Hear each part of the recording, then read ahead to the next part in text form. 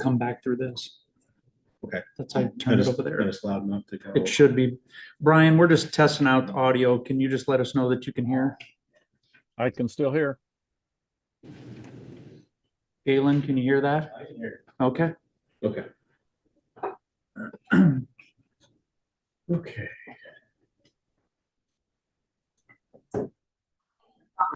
There you go. Lindsay, all ready? Yes, thank you. Yep.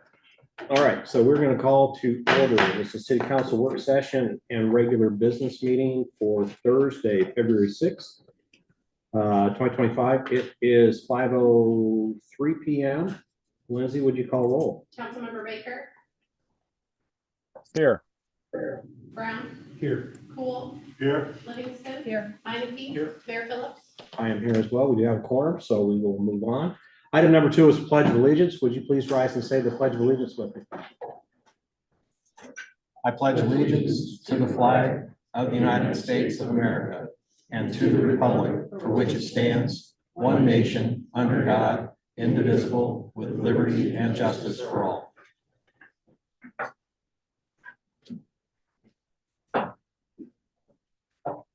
All right, item number 3 is approval of the agenda. Would anyone like to move any of the consent agenda items to the regular agenda?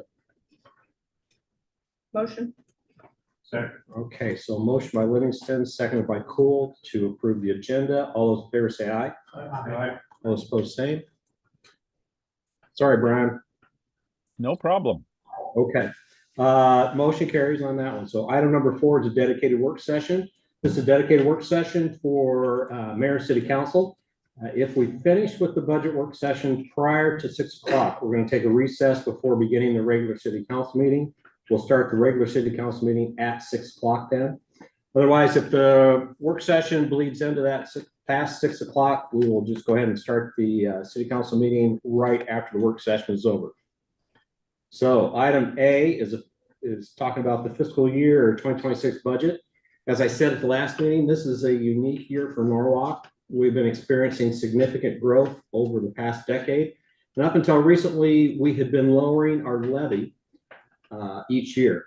Last year, we did not lower the levy, which was largely due to concern about House File 718. We are now entering our second year under House File 718, and we are watching our legislators focus on property tax reform. Given these factors, budget planning for the upcoming year is somewhat uncertain. Before we get started, I want to thank Gene Kelly and our department heads for their work. You know, I'm fortunate enough to spend time with our staff during department head meetings, and I can tell you that staff is doing a great job managing financial obstacles here. So to begin with tonight, Holly is participating via Zoom due to a cold, not wanting to spread that joy among us. So we'll start off with Holly with economic development. Hi, Mayor. Thank you. And I am really sorry. But yes, the city manager told me not to spread my flu germs to all of City Hall.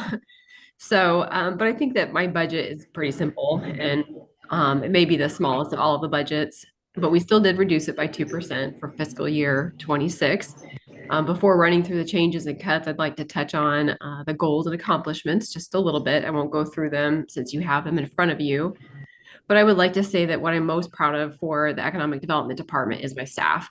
I don't think I've ever heard one of them complain about anything, and that's super rare today. And we take some abuse, as you all know, online, everywhere else, because we're kind of the front runners out there. People know us, they see us, so everything gets kind of blamed on us sometimes, and that's okay. It's part of our job. But my staff is always just super grateful. They work hard, and they're just genuinely good people who want to help anyone anytime they can. They don't get involved in office politics or gossip, and they really just seem to love and appreciate their jobs and being a part of Norwalk. So that's my number one. But I'm also really proud that we were able to help generate approximately $20 million in new commercial and industrial values last year, which will generate around $744,000 per year in new property taxes. I also continually track the growth since the city created the Economic Development Department in 2017, and I came on board at that time. Since 2017, Norwalk's commercial values have increased by 140%, The industrial value has grown by 969%, and that's in 8 years, which is wild. That's a total of $109 million in new values and $4.1 million per year of new property taxes. We've had more than 40 new businesses open in Norwalk and more than 400 new full-time jobs added to the local market.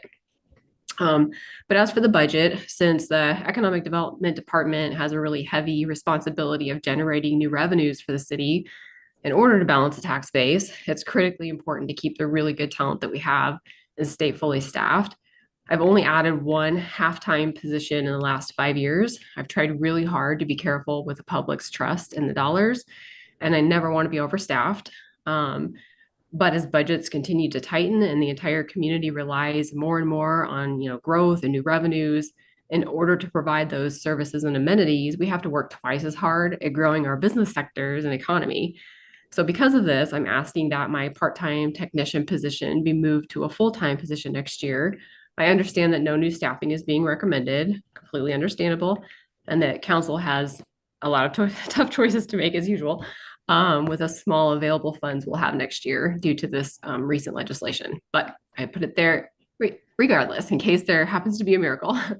But as for changes in my budget from FY 25 to 26, as I mentioned, we did reduce it by 2% through the following. We decreased the meetings and conferences budget from 10,000 to 6,000. And that includes any kind of expenses related to traveling or training, certifications for staff, the DC legislative trip, and the state partnership trip to Kosovo. We no longer have building and maintenance fees because we gave up that building that we had on Sunset, actually traded that for my part-time technician position. Payment for services was cut by 13,000. We no longer have the payment line item for retail strategies. And then we reduced the capital improvement budget by $3,500. But if you have any questions about what specifically any of those contain or what cuts were done within those line items, I'm happy to answer any questions.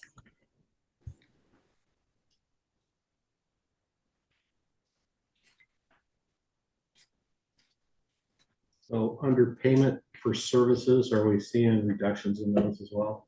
Yes, we are. So unfortunately, that was kind of a painful one, but that's one of those areas that if you have to cut things, unfortunately, they come first. So the cuts that we saw there, so we decreased, put in my items here. So we decreased WCDC's funding from 25,000 per year to 20,000 per year. The chamber from 21,000 to 19, and then 4th of July activities and fireworks from 15,000 to 13,000 per year. So those were the main cuts in that payment for services. And Holly, I did have a call from the Lions Club, and I did explain to them that that was what was being presented to council, was a potential reduction in that funding. So they are aware of it. Okay, thank you, Luke.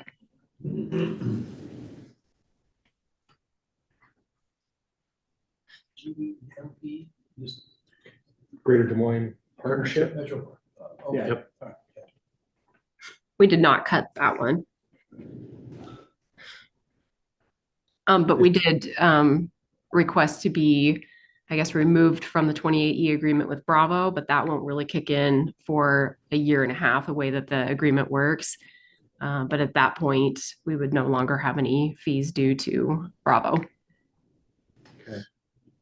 And then did we decide to add in Catch Des Moines?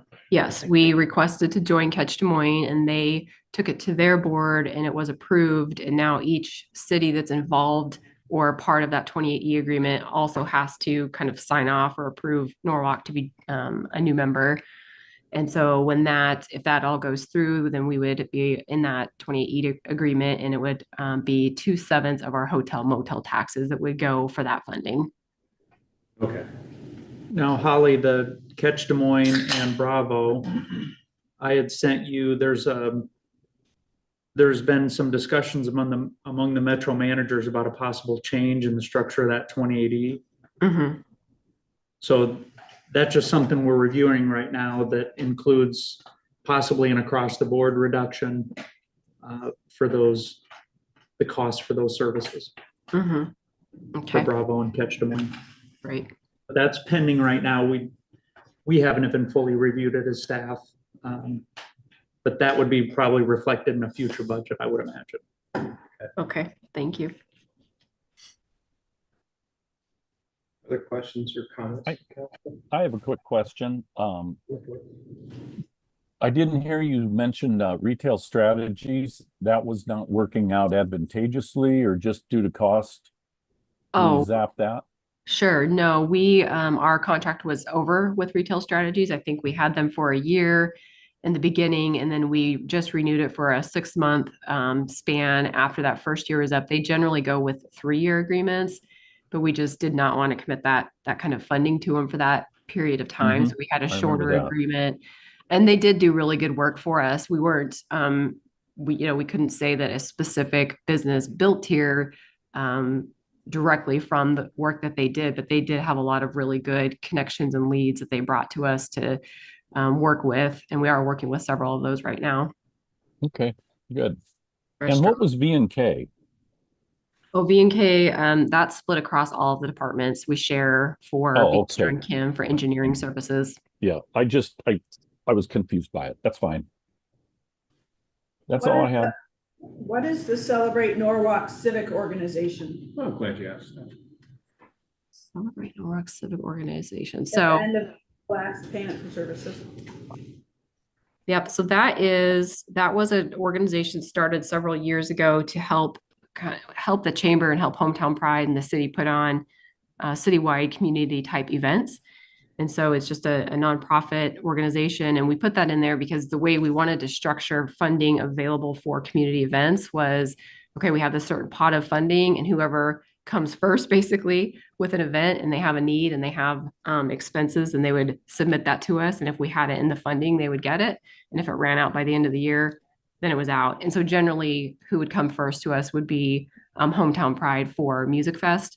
And we did have some funding for the celebration in the park during the 4th of July events. And that was put on partially by that Celebrate Norwalk group. Yeah, so I think that, I remember we had a conversation about Celebrate Norwalk, and that they haven't, the group of Celebrate Norwalk hasn't really done anything. It was created for Ragbri, and nothing's really happened with that group. And I think that Celebrate Norwalk is going to disband, disassociate. I don't know, we're an LLC. We're gonna no longer be an LLC. Okay. Deactivate. Deactivate. But in any event, just a side note. That's good to know. Thank you. So should we take that out of the budget? I think the only place that's in the budget is here. And so Celebrate Norwalk would come out, but civic organizations wouldn't. I mean, it would still. Okay, Hometown Pride does not go through Yeah. Celebrate Norwalk. And fair enough. Okay. Other comments? Questions? Holly, you sound like crap. And Brian, you wouldn't believe what I look like either. So that camera's staying off. Video. But no, I appreciate picking the nicest budget, and I know it's painful, but reduction in the overall budget cost. Could you move your mic over to you? No, sorry, There you go. it's facing the other way. Yes, it is. All right, anyway, I just wanted to comment that I appreciated the budget reduction. And I understand sometimes that can be painful, but I appreciate your work in a sharp pencil when she puts that together. Thanks, yeah, Ed. I appreciate it too. I think that when we talk about the development of our city, and particularly when we talked in the past about our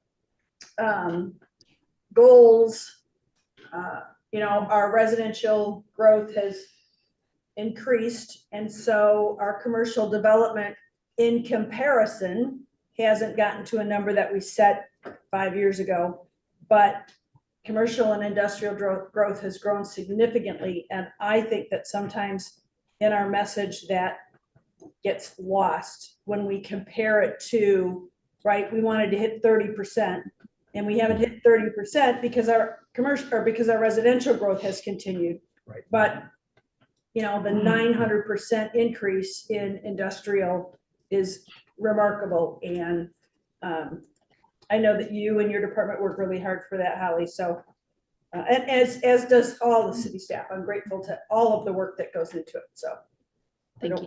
wanted to say that. Thank you. Yes. Thank you, Holly. Thank you. All right, Chief, Fire and EMS.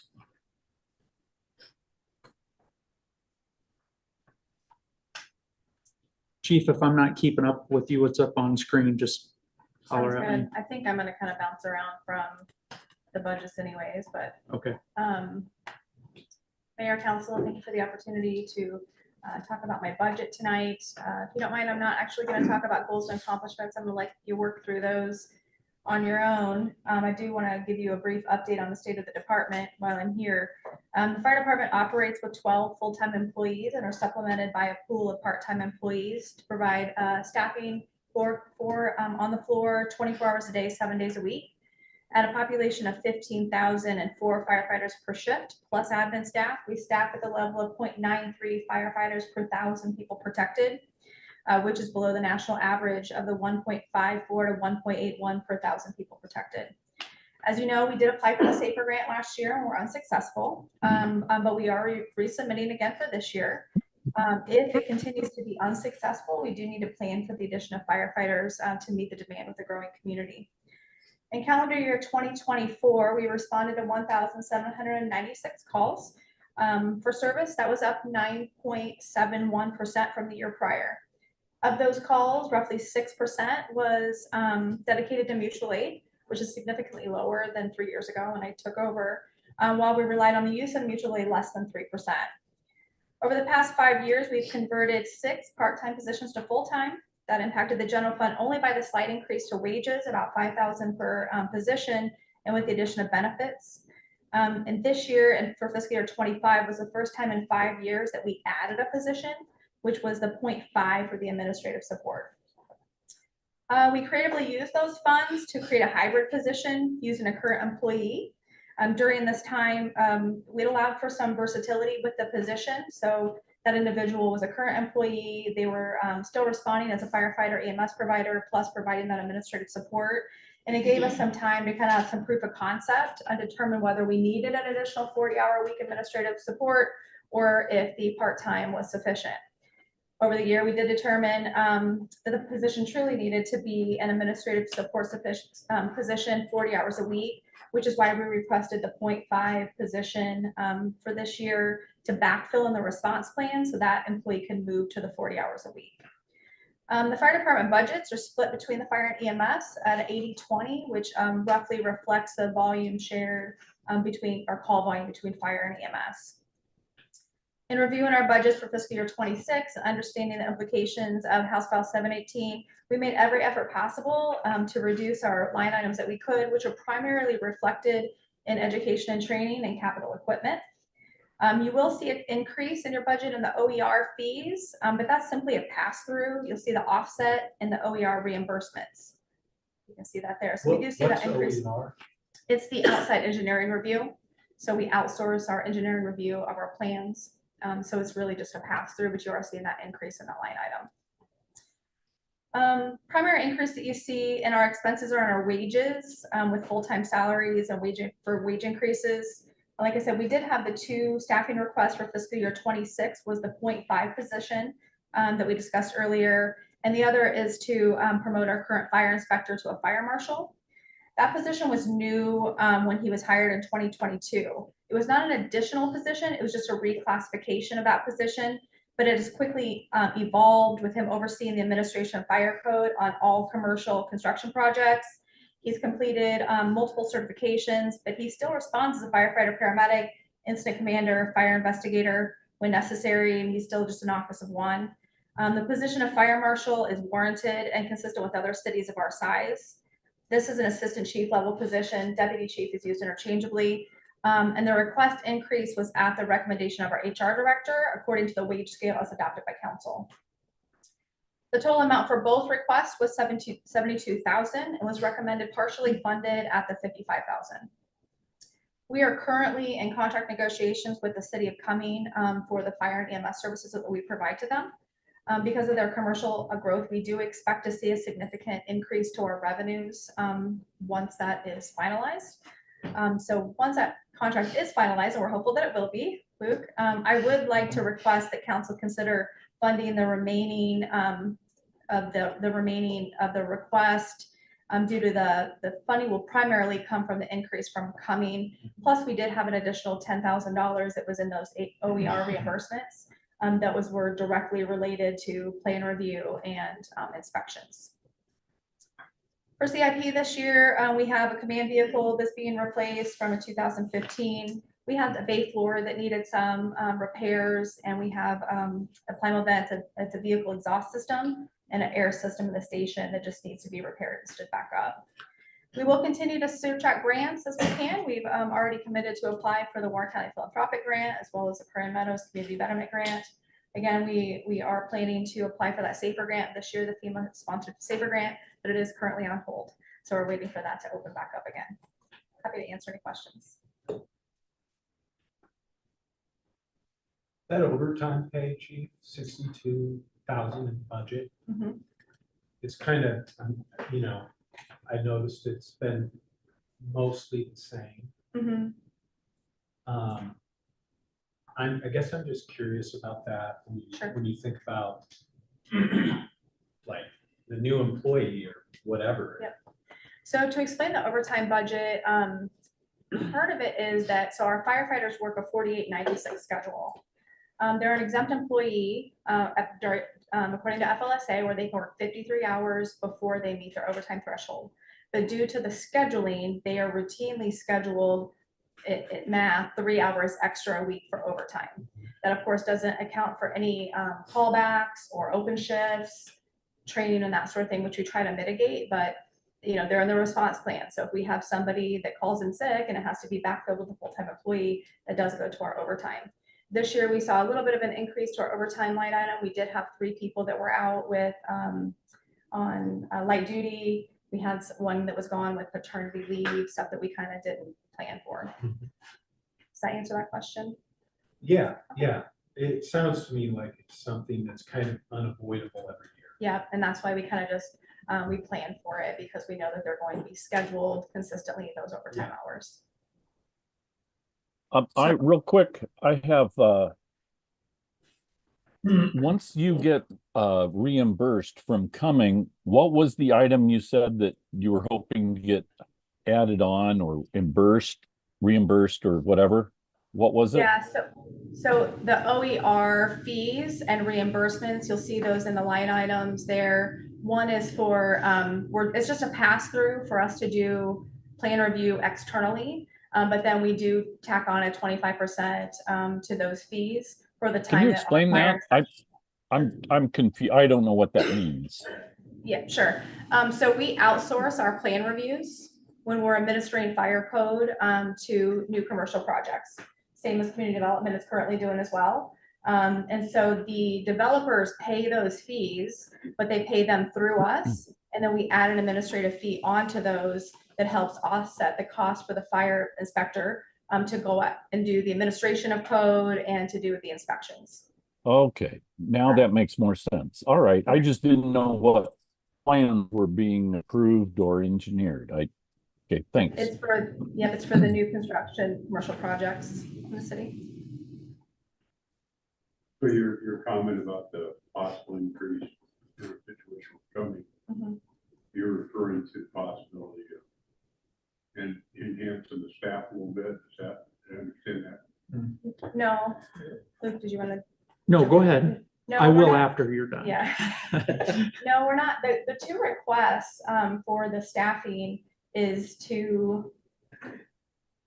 we moved one of our line fire lieutenants to a hybrid position. And so he, with that, the admin support that you guys funded last year. So in that position, he's working part of the time in the office, part of the time on the floor. And in order to make that happen, we utilize part-time hours. So we removed those part-time hours, so he was kind of hybrid between the response plan and admin. So we're asking essentially for those part-time hours back so that he can be 100% in the office and we can backfill those response plan hours with part-time staff. Is that helpful? About how much would those part-time hours total? The request for that one was 46,000. And what would you anticipate might be increased from coming? Sure. So the two requests that I made in total, it was 46,000 for the part-time hours. The recommendation was 40,000. The other request was, you have those numbers, Jean? Sorry, I'm trying to. I think I have it here. Oh, here we go. And the other request was for 26,000 and it was recommended at the 15,000. So the recommendations were to partially fund both of the requests.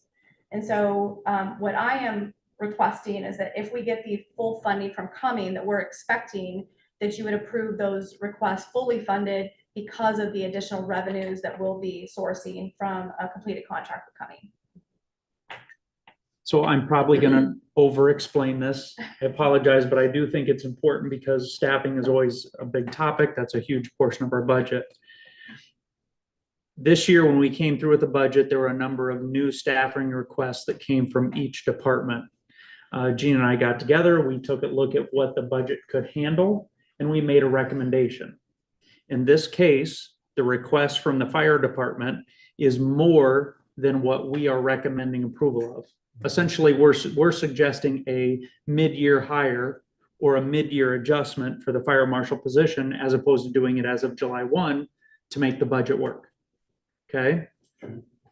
So for each one of the departments, there were only a couple that were able to fully fund their request, but for the most part, police department, there was a request for a person, but we recommended to forego hiring that officer for next year, wait until the following year. We have told, I specifically, and I think there's been reinforcement from others, that I've explained to departments when they can figure out another funding source to help offset the cost of whatever their increase is, that's the best, because that means it doesn't have to come from our taxpayers. Chief Porter has done an outstanding job of minimizing our mutual aid calls. So ultimately bringing down call volume so that your staff can focus on our corporate limits. And another big one was going to Cumming and saying, hey, as opposed to you paying the equivalent levy of under 70 cents, we want you to pay something equivalent to our residents, which is closer to just over $2 of levy. Big difference. So ultimately what that did is that took a budget income, Gene, I want to say it was around 40 or 50,000 from Cumming at one point in time. From 130 to about 200. Just But for it- this year, from the original, though, it was about 40,000 from before we started these negotiations. Oh, yeah. before we went to the, yes. Right, it was closer to the $50,000. So we ran, it was quite the process. Chief and Gene went through their full budget to figure out just exactly what portion of the levy pays for fire and EMS, specifically for responding to calls. We're not talking about administration. Somebody No calls fire not marshal services. that Right. sort of thing. Yeah. And that's what came to around that $2 number. And we said, we want Cumming residents to pay the same as Norwalk residents for receiving the same service. That number is now upwards of $200,000 a year. And that's something where Chief Porter was a big part of moving that effort forward. So it's a good example of a department head saying, hey, here's a revenue source, no different than Greg applying for COPS grants. Or Luke Paris, there were adjustments in permit fees to help offset the cost of staff so taxpayers don't have to cover that.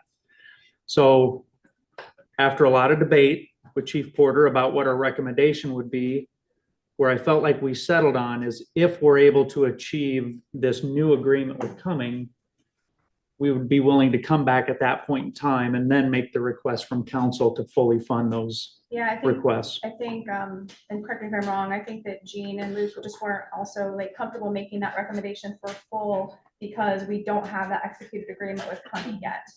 So we need to execute that agreement before we really know how much we'll be expecting. Yeah, that makes sense, and I appreciate you finding a funding source for something unique. Right. That's to be applauded. And Could always come back and amend the budget too, if that happened after, right? Right. Okay. Thank you. By the way, we have sent that draft 28E2 coming. They are reviewing that. It's possible that could go through before our budget adoption, but we're not there yet. And I did meet with the city of Cumming a few weeks ago at their council meeting as well to just kind of give them an overview of our organization and answer any questions they had. And they indicated that they would be signing the agreement, but again, we're just erring on the side of caution that we didn't want to assume that it was going to be executed. Can we, is there a way, this might be silly, but is there a way that we can complete our budget process, and even if they haven't signed it, can we have as part of our budget approval that in the alternative, if this comes through, then it gets funded so that we don't have to do an amendment to the budget? Does that make what I'm saying clear? Absolutely can, yes. but that's kind of risky having a contingency budget. I mean, we've got 1 million contingencies in our budget, but that one is kind of material. If It is, I guess I don't understand why it's a risk. And I will It's say, pretty concrete, in my opinion. and I will say too, the total request from me was for 72,000, and the recommended allowance was 55. So really, we're looking at, you know, a small amount. That's the difference between fully funded and partially funded. 17,000. Right. Chief, I really appreciate, I know we put a lot of pressure and you're in the wrong place, but we really appreciate your effort on this. You're welcome.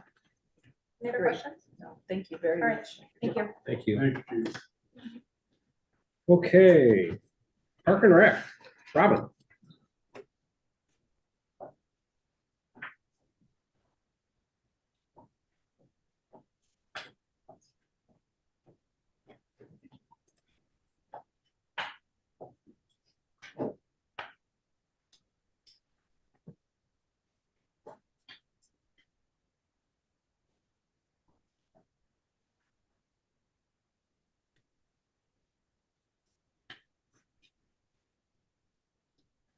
Good evening, Mayor and City Council. For those listening online, I am Robin Leeper, Parks and Recreation Director. In the packet, there is listed a few of Parks and Recreation's accomplishments for 2024 and goals for 2025. Our biggest accomplishment for 2024 was finishing the field house construction and getting that open to the public. Moving right into the budget, none of the Park and Recreation Department general fund budgets will increase this year more than the approved cost of living and merit raise increases. In the Parks budget, there are a few CIP projects that were recommended for approval. I'll highlight a few and skip those that don't need to be explained. Park improvements have been lowered to $30,000. This year, we will continue to plant trees, oversee parks, supplement improvements to new parkland, repair playgrounds and shelters. Park and Brody's Landing, this project will accommodate for better drainage and allow the green space to be used by residents. It is proposed to move the existing waterway, raise manholes to match the proposed new grade, add riprap, finish grade, and seed the park. Plum Park in the Timber Ridge development will be finished, graded, and seeded so the neighbors can have a green space to play. I am requesting 1 full-time park technician in the fiscal year 2026 budget. As part of the FY26 staffing plan, requests were made for 2 new full-time positions and 1 position realignment. It is currently recommended to fund up to $30,000 for 1 full-time park technician. An additional $30,000 can be absorbed between the Parks and Public Works budget, which leaves us with a deficit of approximately $40,000. However, I understand funds are limited and the $40,000 shortfall is not available at this time. Since 2019, the Park and Recreation Department has increased their responsibilities, taking over our own maintenance of all parks, trails, and the aquatic center, in addition to adding 237 acres of parkland, 11 miles of trails, right-of-way, landscaping city buildings, and snow removal. This full-time staff staff member would be able to help Dakota with projects year-round, and in the busy months, help manage seasonal staff. It's one thing to manage schedules of seasonal staff, but the time-consuming part is the issues that arise around the city with those staff members. The mowers break down, they get stuck, issues with adjacent property owners, daily maintenance on equipment to keep it operating, etc. Seasonal employee turnover is hard to manage also. On top of all the things mentioned above, training new staff members takes a lot of time, and with turnover, you lose expertise, training, and certifications. Another full-time staff member, in addition to helping manage staff, would have a spray license and other certifications to help Dakota in ways that a seasonal staff member cannot.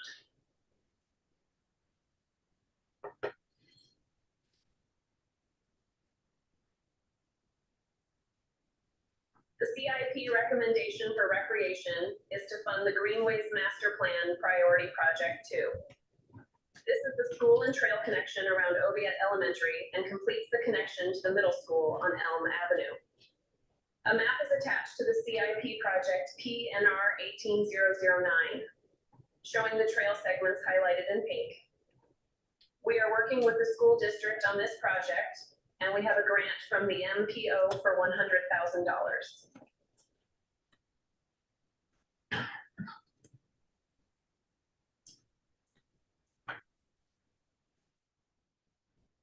Sports complex.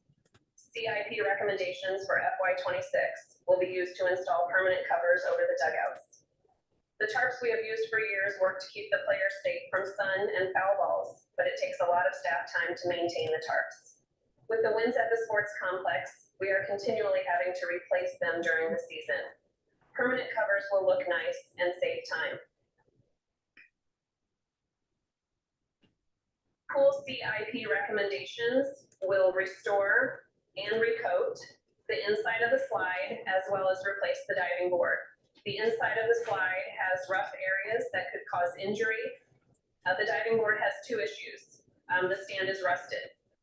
A couple years ago, we have removed the rust and repainted the stand. Now it needs to be replaced. Also, the rough coating on the end of the diving board is wearing off and becoming slick and unsafe. It needs to be replaced for safety reasons. Thank you. That is the end of my budget presentation.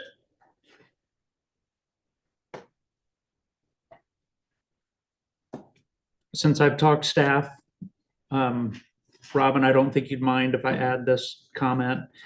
I will say that one of the real troublesome departments to have to recommend against some of their staffing requests is for parks, specifically because of the 237 acre number that you mentioned. We now focus on accepting parkland that does not contain a retention pond. So typically it's just completely, for the most part, flat ground that we anticipate for usage by neighbors. And the goal is to at least create some open space for people to be able to use. It's not easy for me to say from a math problem, it's easy to say, we can't afford right now to put playground equipment in the parks because of some of the restrictions we're seeing on our property tax dollars. With that said, 237 acres of just open ground to maintain is intense. And it's something that Parks and Recreation has been doing with a very limited staff. I know that they also help Public Works with some maintenance of right-of-way. And Wayne was open about utilizing some road use tax funds to help make up a little bit of a balance. That's really how we were able to at least partial a recommendation of at least part-time or some portion of a full-time employee for that next fiscal year. But I want to reinforce Robin's request is for multiple park techs, not just a half of one, even though that's ultimately what's in the budget. In multiple, you need two? Yes. Yeah, two full-time. Correct. Fund part of one. Part of one, correct. Is the recommendation. Yes. You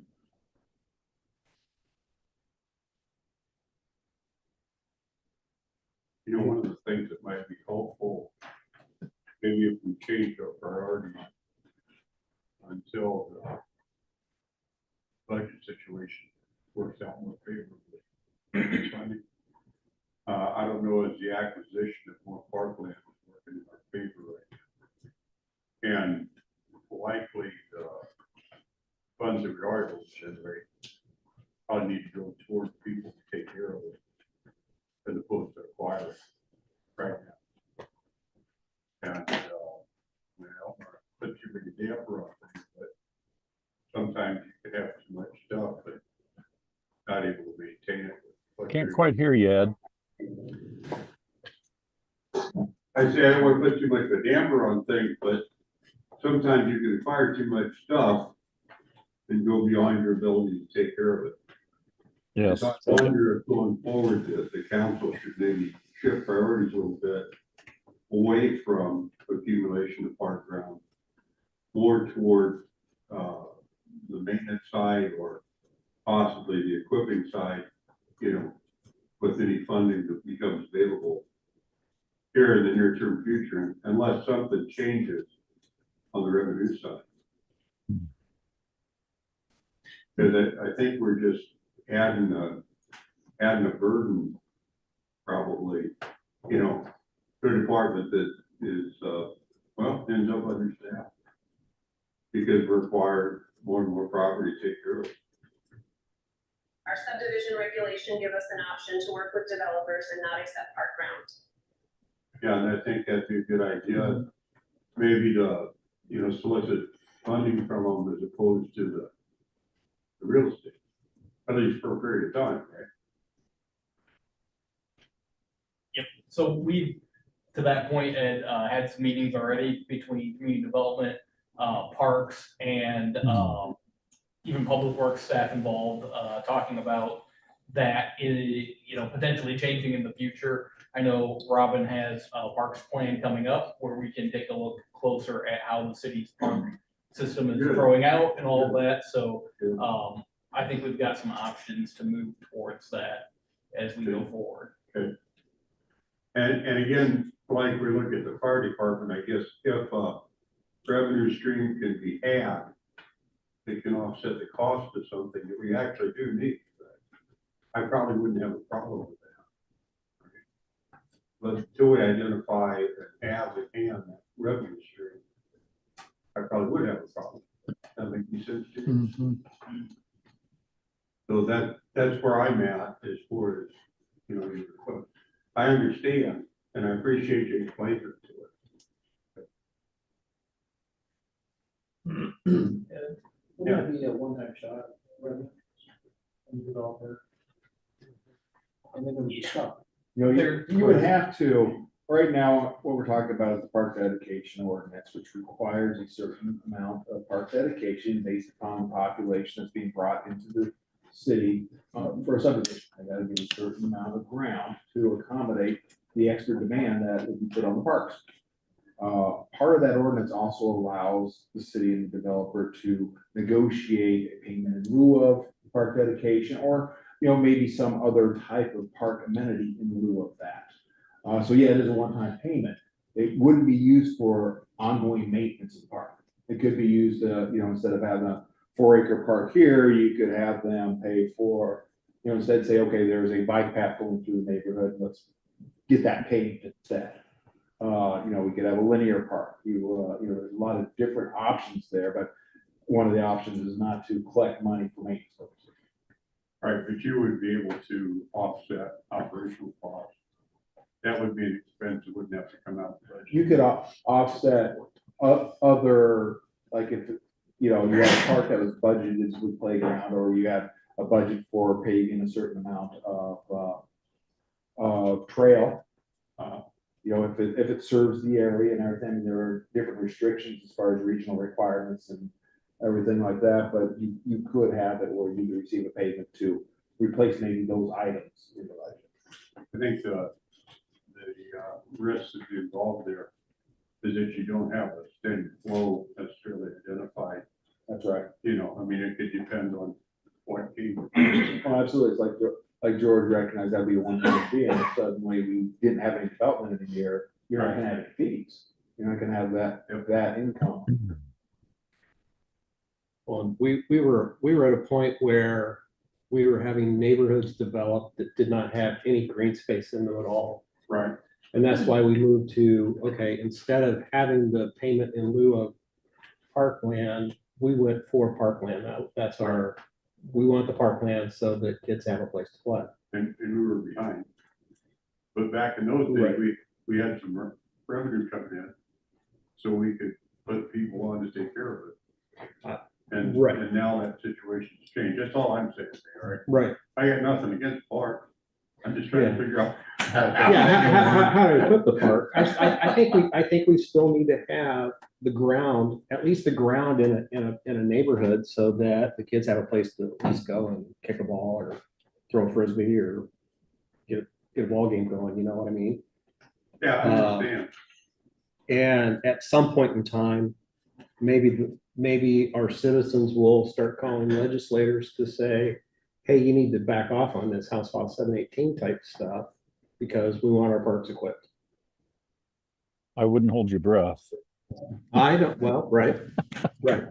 But I also don't, I mean, I don't think that we need to have a shift in policy. We need to go back to looking at the developments on a development by development basis and say, you know, there's a park in the next development, maybe we don't need to put a park in this, and maybe we say they give us money instead, right? We went from, I think, the majority of developers wanting to give us money, because frankly, I think they made more on developing the land than the money they had to give us, to saying, nope, now you got to give us all this land. There's a happy medium, right? It doesn't have to be all of the other. We just have to be thoughtful when we get a development proposal. Okay, where is this? Instead of looking at it in a bubble, where is this in relation to other parks? Do we really need parkland in here, or do we want them to put money in a different park? Okay. I don't think it has to be a drastic one way or the other. Okay. You know, Robin. And our code allows for that now. Anyway, we just Right. have preferred the parkland recently. Robin and her staff, if you remember, we've even had the conversation about the regional park concept. Right. Of instead of having the smaller individual parks, of trying to pull that together. So we're maintaining one larger area versus a bunch of smaller ones. So that's a concept that I think Robin's talked about, exploring that a little bit more. I know Luke Paris, back when we were talking about the Warrior Run, when that concept came up, that one was just wasn't centralized enough. It was kind of off to the east, kind of too far away for us to really take advantage of that one. But that concept makes a little bit more sense. All right. Anything else for Robin? Thank you. Yeah, thank you. Thanks, Robin. All right, next, property tax review. You doing that? James doing it.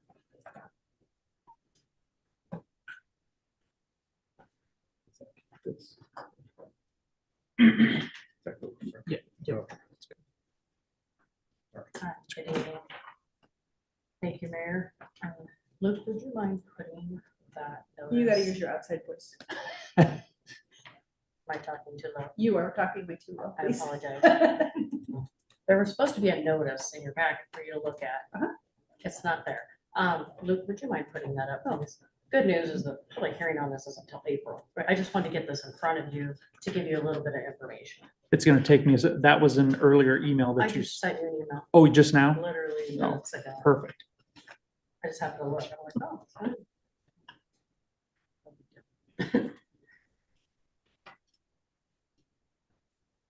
So I'll get started while he's putting that up there. House File 718, which I've mentioned probably 100 times to all of you in the last year, has a new requirement that we have a separate meeting on our property tax rates. This is the notice that they want us to put in the paper. And I'm going to talk about the first 3 columns, and then I'll talk about the bottom portion. So the first column is our current year budget, the budget we're in right now. It has our taxable valuations, and then the tax dollars for each levy that we are receiving this year. The second is what they call a budget year effective for next year. And it would be if we requested the same amount of dollars in each levy. And they show that, I believe, if you go down, it talks, the tax rate would go from 1488 to 1392. So I think they're just showing if we accepted the same amount of money year over year, that that's what would happen. The third column is the amount of money we're actually going to request. The city grew by 6.24%. We're essentially asking for 6.9% of new money. So basically, our growth is matching, our request is matching our growth, essentially. If you look at the bottom, so the bottom one, it gives me a little bit of heartburn, but it is what it is. This is a very specific scenario. So what they're showing here is if you have a residential property valued at $100,000, and next year it goes up by 10%, which would be $110,000, and we maintained our levy at 1488, which we plan to do, you would pay an additional 12.6% in taxes. Now, as I mentioned, this is very specific. This would be an improvement on a home or an addition on a home, because next year is not a revaluation year. Revaluation happens every 2 years on the odd years. So this scenario is not real likely for the general population, maybe a few people. They also give the sample with commercial value going from 300,000 to 330,000, which is also 10% increase in value, and the change would be 14%. Again, a very specific scenario, really doesn't relate much to our taxes. So if you could go back to the agenda statement, I'll show you, I put together some numbers. The first page of the agenda statement.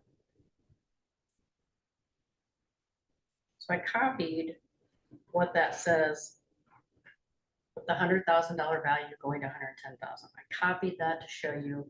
And then what I did is I put next to it what our average home value in Norwalk is, which is $375,000. And if it went up by 10%, it'd be 412.5. Again, a very specific, you put an addition on your house, you did some improvements, and your value went up. It indeed would be a 12.6% increase. If you go to the third page of the agenda, this is more likely to happen because, again, from 25 to 26, values are not going to change unless you do something specific on your home. So on the average home value, 375,000, and the rollback is going to go from 46.3% to 47.3%. That is set by the state. We don't have anything to do with that. Your taxable value, it shows the taxable value, and if the tax rate stays at 1488, you will actually pay an annual increase of $60 a month, which is about, a year, $5 a month. So truly, a person is going to pay about 2.4% more in taxes if we maintain the levy at 1488. I feel like that's more of a true indication. Now, the Iowa Department of Management, I did talk with them about this because I told them I feel like it isn't really a good way to show what we're doing here. They did put out a citizen property tax estimator. So when an individual receives that letter, they can plug it in and see, they put in their assessed value, their taxable value, and then they can plug in the levies. And this little sheet, I thought maybe if we want to put a link out there for people to do that, we could do that. And it'll show them their current taxes for the school, the county, and the city. It'll show what the proposed is. It'll show the dollar change and their percentage change. I kind of like the tool. That way they'll see the 2.3% instead of the 12%. What it will not show is like DMAC. Citizens pay a little bit to DMAC. They pay a little bit if they're in a cemetery area.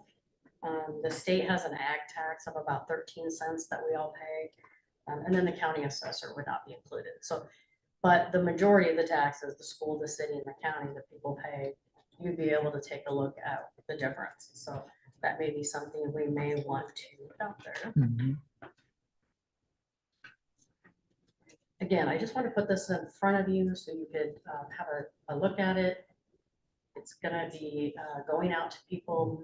We have to get it to the county March 5th. They have to mail it out by March 15th. So if you get questions, I wanted you to see this beforehand. We'll get it out there. We'll obviously publish it.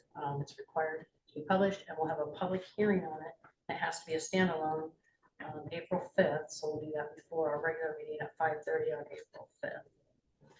This thing that's gonna be sent out, is that new? Last year it was new Okay, yeah, with House File All 70. kinds of headaches. Yep, the a new. lot of confusion. Right. Yep. Okay, I didn't know if it was the same document or a different one. And what is the purpose of sending out this document I think on it's the part of the state? To confuse taxpayers. I wonder if that's one of the things that Doge can get rid of. Sorry, maybe I spoke out of turn. Well, I Anyway, think the goal is transparency yeah, and trying to get the information out to citizens. I just think it's a really difficult thing to read and really grasp for people to understand. So if there's anything we can do to make it easier, like I said, put a link out there. Yeah, why don't you work with Ty to get something out on through social media to get a link to the calculator. Okay. Just to help. in your opinion too, has there not been transparency? Anybody can walk in the door and talk to us. Anybody can come to our meetings. I don't believe so.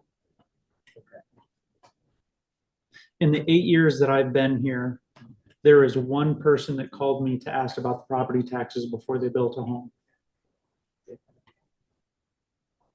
I feel like we're very available, probably the most easily accessible form of government because we're here in the community.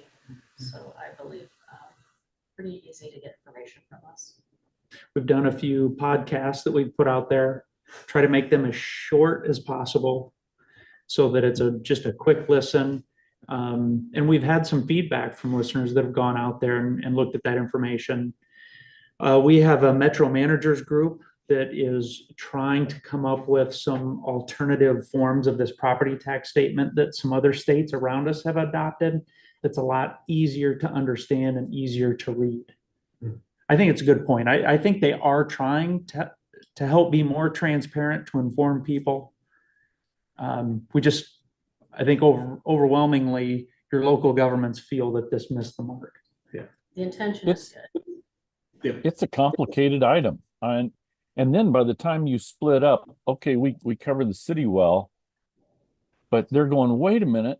And then we still have the county and the school to get in. I mean, it's like I look at this, well, it doesn't mean much to me until I add the school and the county in. And I'm real anxious with that calculator you're talking about. That might be an interesting, that intrigues me. And I feel like I have a pretty good grasp of it. The other challenging thing is how many people, I know we do, we escrow our property taxes and insurance. Yeah. And when those adjustments happen, we get the letter that says if it's going to go up or down. I have to research myself, a little bit deeper dive to find out which portion is going towards a property tax change and what portion is going towards an insurance change. Yeah. Mhm. Well, being a human being on this planet, I kind of have a tendency to think that things go up in price every year. Yes. I mean, maybe that's a bad expectation, but I kind of work under that assumption. That's the way things are. Well, let's see. Our annual increase is 2.4 and inflation's going up 2.9. Yeah. So we're under inflation at this point in time. Yeah. The year that I don't know if people remember when they got their property tax valuations and your numbers went up like 20%. They were big numbers. If you took the time to go back and look at those numbers, because we did, when those came out to try and show folks, so we estimated what their taxes were gonna change by. And we are roughly in the 5 to 7% increase when you were getting a 20% increase in your property tax valuation. I went back and a year later, went back to those same properties, pulled up the actual numbers, and the average was a 3% increase. During a year, when your valuations went up by over 20%. So, and somebody says, why would that be? Why does my valuation go up by so much? It's because the legislature, sometimes I hate giving them a compliment, but I will, back in 2012 and 2013, they put a structured cap in the rollback so that valuations across the state couldn't climb by started at 4%. A year later, they lowered it down to 3%. So it makes sense that effectively the rollback dropped significantly because valuations across the state went up so much. So there's built-in catches in the system that help balance out those property taxes. The rollback helps cushion the impact of Yeah. inflation. Right, basically. right. Kind of complicated system though. Tough to explain, sometimes it's tough to comprehend.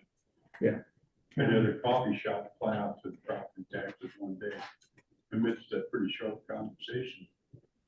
And people kind of threw up their hands and said, how do you figure, how do you figure what this is gonna be, what's that gonna be?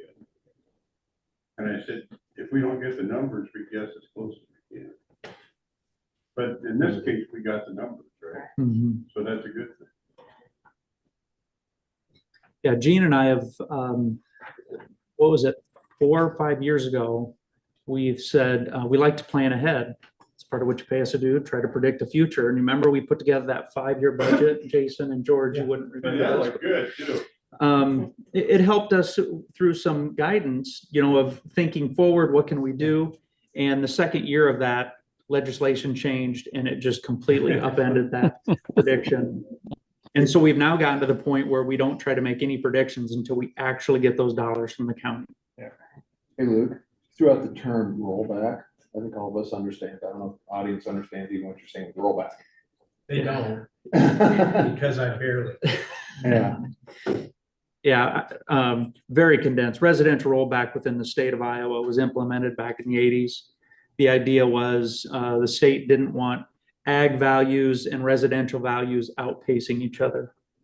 So they implemented this formula that looks at valuation changes in ag and residential across the entire state. Within that formula, it calculates how fast, let's say, ag is growing compared to residential. And to keep them in pace, there's this rollback that's set on every residential property. So if your property is valued at 300,000 and there's a 50% rollback, it means you're only paying property taxes on 50% of the value, or $150,000. This big valuation jump that we all saw, we were at 52 or 53% rollback. 54, and then we went to 46. Yeah, so it was a severe drop in the rollback. So instead of paying on 54% of the value of your property, it dropped all the way down to 46% of the value of your property to make up for those big valuation jumps. And next year will be 47. But the beauty is if you go to sell your house, you'll make a lot more money, but then you got to go buy an expensive home anyway. So kind of balances out. Or pay a lot of capital gains tax. Yeah. There's no other questions on that. I just wanted to touch on that 5-year wage history that I put on your desk in front of you. Jackie, you had asked if we could put together some information. So I was trying to go through and figure out how many people have added staff and what departments. And where that gets in, it's not just cut and dry like you think it would be. Fire department, for instance, they've staffed those hours over the years because it's a 24-hour department. So essentially the hours were there, but we have added full-time staff. So that we transitioned from part-time to full-time. So basically they really haven't added a lot of people, but they're paying higher wages to full-time. They're paying higher wages And then we've added benefits. So since 2021, 6 people have been added in a full-time status. But really a true full-time employee, if you say FTE, it's about 0.5. As far as building department, I have 1.5, but they've kind of taken an admin person that we had and now they're in their department. So we've just made some things and we've evolved a lot. As far as staffing, we made a lot of changes. So I thought maybe it would be best if I show what the wages have actually gone from over the 5-year period and show you the increase there. So I put out to the last column, there's a percentage. You can see the dollar amount too, and then the percentages for each department over the 5 years, how they've gone up wage-wise, and then out to the side I put full-time employees.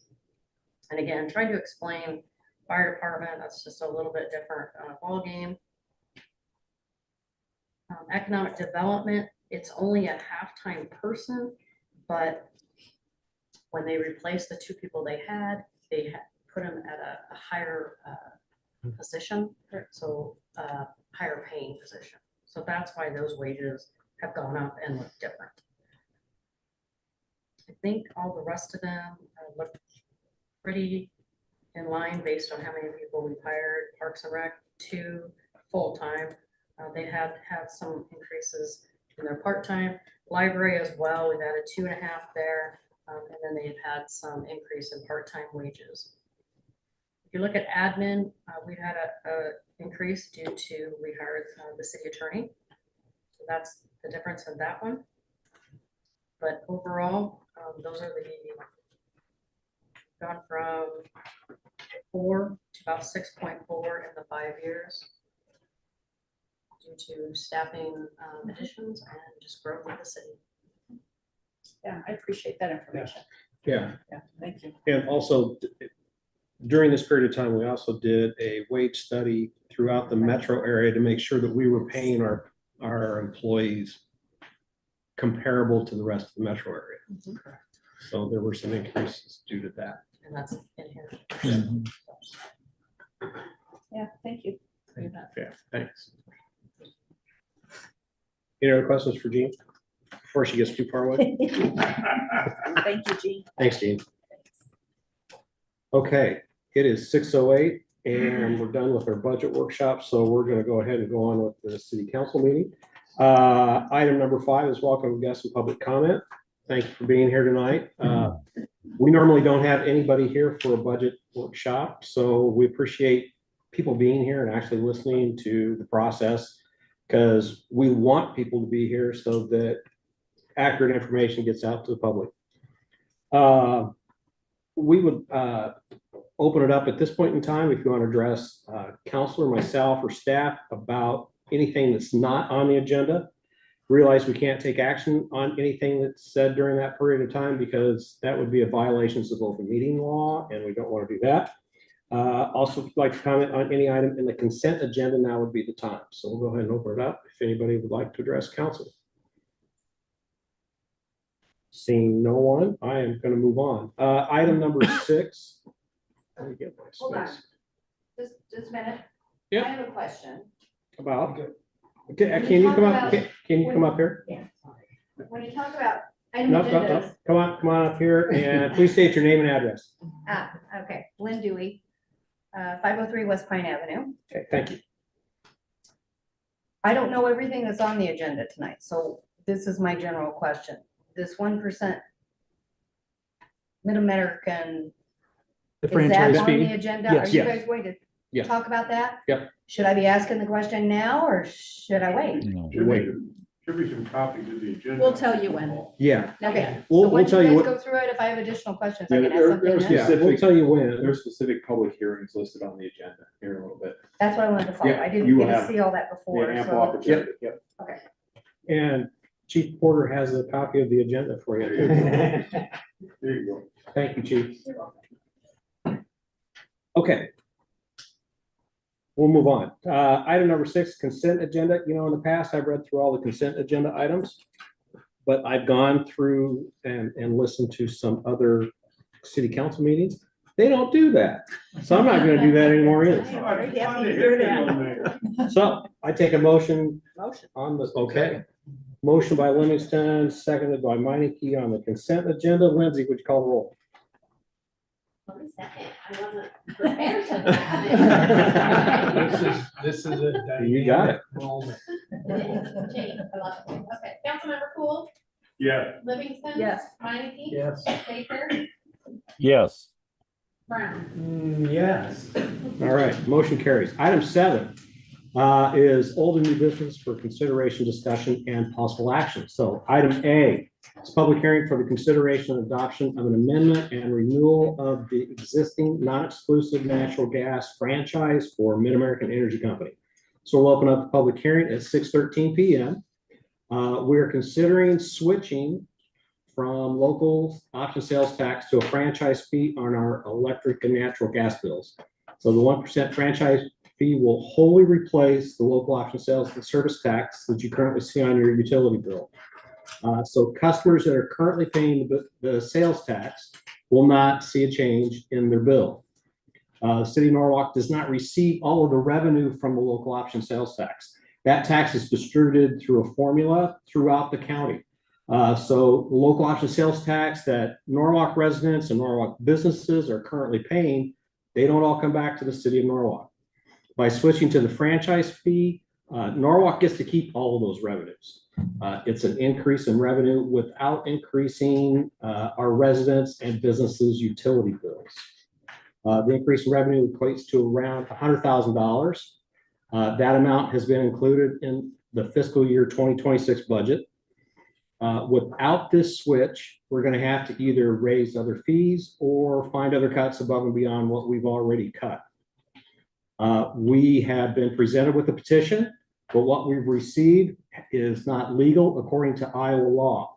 The person who submitted the petition has been contacted by the city, by our city clerk, and told that it wasn't a legal petition and the reasoning why it wasn't legal. Please understand that right now, we're only asking for the 1% switch.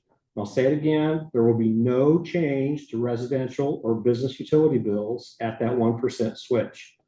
I would like to ask that the person who submitted the petition wait until after council passes the first reading of the ordinance before submitting another petition. My understanding is that a petition against the franchise fee can still be submitted just before the third reading of the ordinance, and that will still require this proposal to be taken to a vote of the citizens. Is that right, Jim? That is correct. Okay. So I want to point out that if we pass the 1% now, any increase in the franchise fee in the future will need to go through this same process to be increased. And any increases in the franchise fees could then be forced to a vote by petition. Finally, we have to address natural gas and electric separately. This public hearing is for natural gas. Everything I just said for this public hearing applies for the public hearing on electricity. So Gene and Jim, I'll let you guys take it from here. Well, I think you summed it up very well. I think I just would reiterate that citizens are already paying this on their electric or gas bill through Mid-American. They're paying the 1%. It's a local option sales tax. It's a separate line item on the bill. It'll show you the amount. That is going into a pool of funds that gets distributed in Warren County. So some of that money goes back to Indianola. Some of it goes back to Carlisle. Some of it goes to the county. It doesn't all come to Indianola or to Norwalk. If we did the franchise fee in lieu of that, you wouldn't pay any more. And all of that money would come to Norwalk. That is the difference. There's no increase in fee with a 1%. Just want to make that. Right, and correct me if I'm wrong on this. Currently, the school district and probably churches do not currently pay the local option sales tax. They're tax exempt on that. That is correct. Nonprofits do not. Luke has gone to the Ministerial Association and to the school district to explain this. Both were good with the switch. Okay. Now, I will say that the conversation that I had with the Ministerial Association and the school both was that the recommendation coming forward was 1%. So that's how it's been presented. I know there's been some discussions of what if it goes over that. I explained to them, same thing, that in the future, if the city ever wanted to do that, they would have to take similar action. There's opportunity for another petition at that point in time. But at this point, the recommendation that came forward was just the 1%. And we actually ran some sample numbers for a couple of the churches as well as the school. I remember one of the church pastors said to me, Luke, I don't even think we've filed a tax exempt. He goes, I think we're paying the local option sales tax anyway. So not one of them in the room could tell me if they knew if they were or were not paying the tax exempt status. Jason, you're laughing like maybe you wouldn't understand that. Anyway, but the school, when we talked to them, much larger facility, and their total fees that they pay, even for them, looking across the board and understanding that the city wants to keep those dollars from Norwalk in Norwalk, they did not have any negative comments for us. Okay. I guess one thing I'd say is that the city council does have authority under Iowa code to go up to 5%. But that can't be done without going through the exact public hearing process. And so any future changes beyond the 1% that has been discussed up till now would require more public hearings, more publications, be subject to petitions, things like that. But at this point in time, I think what's been said is the only downside to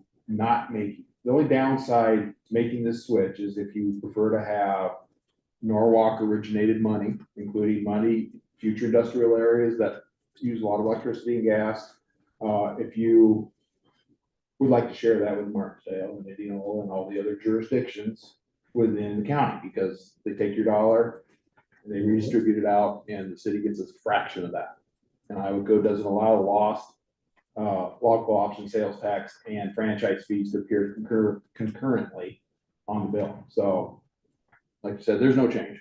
And if you look at the bottom of your Mid-American bill, there's lost. What would change in the future? It would just say franchise fee be the exact same amount, but it all goes towards the city versus being shared with everybody else. Mayor, I might just add that it's about 21% is what Norwalk gets of loss with the new population figures. Okay. So if we get it, the estimates for Mid-American were 127,000. As you mentioned, is $100,000 difference that we can keep here in Norwalk. Okay. And to put that in perspective, I know some people may think, well, the city government's huge. They have millions of dollars. The new dollars that we have available coming into our general fund, so our main operating budget, police, fire, parks, recreation, library, all those, the amount of new dollars flowing in based on our 6% increase with the 3%, House File 718, all that good stuff is about new dollars is 200,000. So to put that in perspective, losing out on this $100,000 cuts even that amount of new revenue in half. We're not operating on much additional dollars year over year.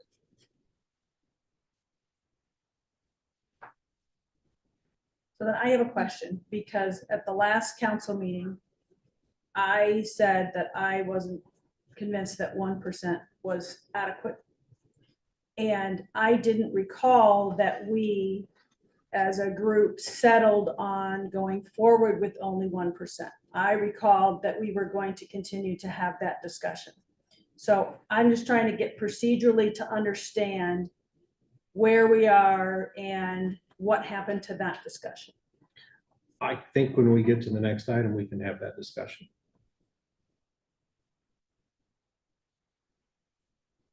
Okay, I guess I'm not fully understanding, because what I heard, I think Jim and maybe you, Mayor, say was what's at the public hearing now is 1%. And if we want to change the percentage, we have to have another public hearing. So I thought that that's the stage we were at, was what percentage is the council going to pass? And you all have represented that it's 1%. And I'm just trying to understand where what that means, I guess, and where that came from. Right now, the public hearing is just based upon a franchise fee being implemented and approving the franchise agreement. So this is also approving a franchise agreement with the franchise fee. Okay, and the public hearing, the notice was to implement a franchise fee. It did not have a percentage. So my position, which is why we did it that way, because there had been And I discussion. appreciate that, but that is not what you both just I- said. So that's why I'm asking for I don't think that clarification. that's correct. I think Okay, fair enough. What Yeah. I heard was Okay. you both said, we're talking about a 1% franchise fee. we, what we're And so if talking that's about not, is what what, is we're what, talking about yeah. a franchise fee, that's different than 1%. I Mm-hmm. just want to make sure we're all clear on exactly Mhm. what we're talking about. If we're only talking about 1%, so be it. I'm trying to understand where that came from. Yeah. But so be it. But if we're not, then we should stop in our introduction of this saying 1% when we don't know what the percentage is. Okay. That's what I'm trying to I clarify. think maybe the accurate then reflection is that I think what staff's recommendation is 1%. Council Right. has the right to do what they want. Right. And so the public hearing is whether or not we do a franchise fee. Whether we have a grant the franchise Right. agreement that includes a franchise fee. Okay, and then we would have, the next step would be, do we do 1%, 2%, 3%, 4%, 5%? That is accurate. Okay, that is not what I heard initially, so I Well- want to make sure that that clarification, that is, it's now clear to me. Okay. Maybe it was That's clear a to dram- everybody before. Yeah, that's a dramatically different discussion. Well, I agree. I think what we've talked about is a revenue neutral. And we've talked about how much better off the city is at the 1% level. And I think the citizens and the state are the ones that are not interested in something more than one. They're worried, anytime I see something, oh, we can go up to 5. But That again, Brian, is, we're doing that's- something here that the state, exactly the reason why the state is doing things on 718 is because people are increasing taxes. They're increasing all of these little towns. You're falling right into what But they're that's not the mad public at. hearing discussion. That's what I'm trying to clarify. The public hearing discussion, as I understand from Jim just now, and maybe I still have it wrong. The public hearing discussion is whether or not there's a franchise fee. The next discussion that we have is what number. So I'm not, we both get an opportunity to speak on what number, but that's not the public hearing discussion. Am I right? Well, I was kind of thinking it was 1%. And if you wanted to amend it at that time, that's how we would do it. I understand that's what I you were thought it was saying. done as a 1%. That's what I understood too, which is why I asked for the Okay. clarification. Okay. Right now, we're just discussing whether or not we should have a franchise. Right. That's right. During the public hearing, you can discuss if you want the merits. I mean, anything you're gonna base your next decision on. I mean, if you want to discuss the merits of a 1% versus 2% versus a 3%, up to 5%. I mean, certainly that discussion can be had at this point. I wouldn't be inappropriate, but you're gonna be asked to make a decision regarding the percentage amount, then you're gonna be asked to make a decision to, pass the first reading of the ordinance. And the ordinance requires 3 readings after that, so then like the mayor said earlier, if there's, 2 readings after that, so it'll be 3 I'm kind of readings total. wondering if we should just, if anyone wants to talk from the public, we should just let them do that. We're gonna get there. Okay. Yeah, absolutely. I guess the merits of considering a franchise fee versus a sales tax, right? And you already hit on one of them, and that's divvying up the proceeds of it, sharing it, or not having to. The other thing is, I think a sales tax is probably subject to the state government's actions too, up, down, or sideways, something Sure. we can't control ourselves. That's correct. And it's kind of been an uncertain world. I think with the loss of the sales tax, if memory serves me right, that would be a loss of about, we estimated about $100,000 in revenue, is that right? If what? If we lost that 1% sales tax. Just. If we lost local option sales tax altogether, you mean? Yeah, that would be over $1 million. 7 million. Holy moly. That's a game changer if that happens. That's what we're not even talking about. that No, right we're, now. right. We Just could have be been so selling trying to farmland stay if that focused and. Yeah, it's okay. But anyway, I just think that, Stay on. what I'm interested in is that it would seem to be a more secure revenue stream for the city. It is more stable. Yeah. Yeah. Okay, so we have received 2 emails that are in front of you. One about the petition, another one is an opposition to the franchise fee on Mid-American. Lindsay, have we received any other oral or written comments? Nothing other than what's in front of you. All right. Any public comment? Yeah. All right. If you could state your name and address again, please. Again, okay. Lynn Dewey, 503 West Pine Avenue. Lots of questions for the franchise fee. Personally, and I don't know how anybody else feels, 1% fine. I'm for that, keeping it here. Anything above that, I am not.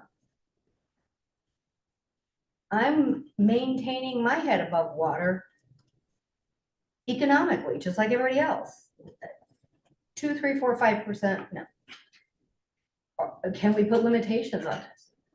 Can it be, I don't want you to get a foot in the door, 1%. Next meeting, next year, 6 months, whenever. Well, we ultimately end up going 2%, 3%, 4%. We're all out of the loop as a community unless I come to every single meeting, and I don't say I make it every single meeting. Can we cap this? Can you put guidelines, guardrails in? I want guardrails. That's what I want. 1%, that's it. I'm for that. Keep it in the community, that's fine. I don't think your option to just decide to increase it at any time should stand. That's my 2 cents. Thank you. Anybody else?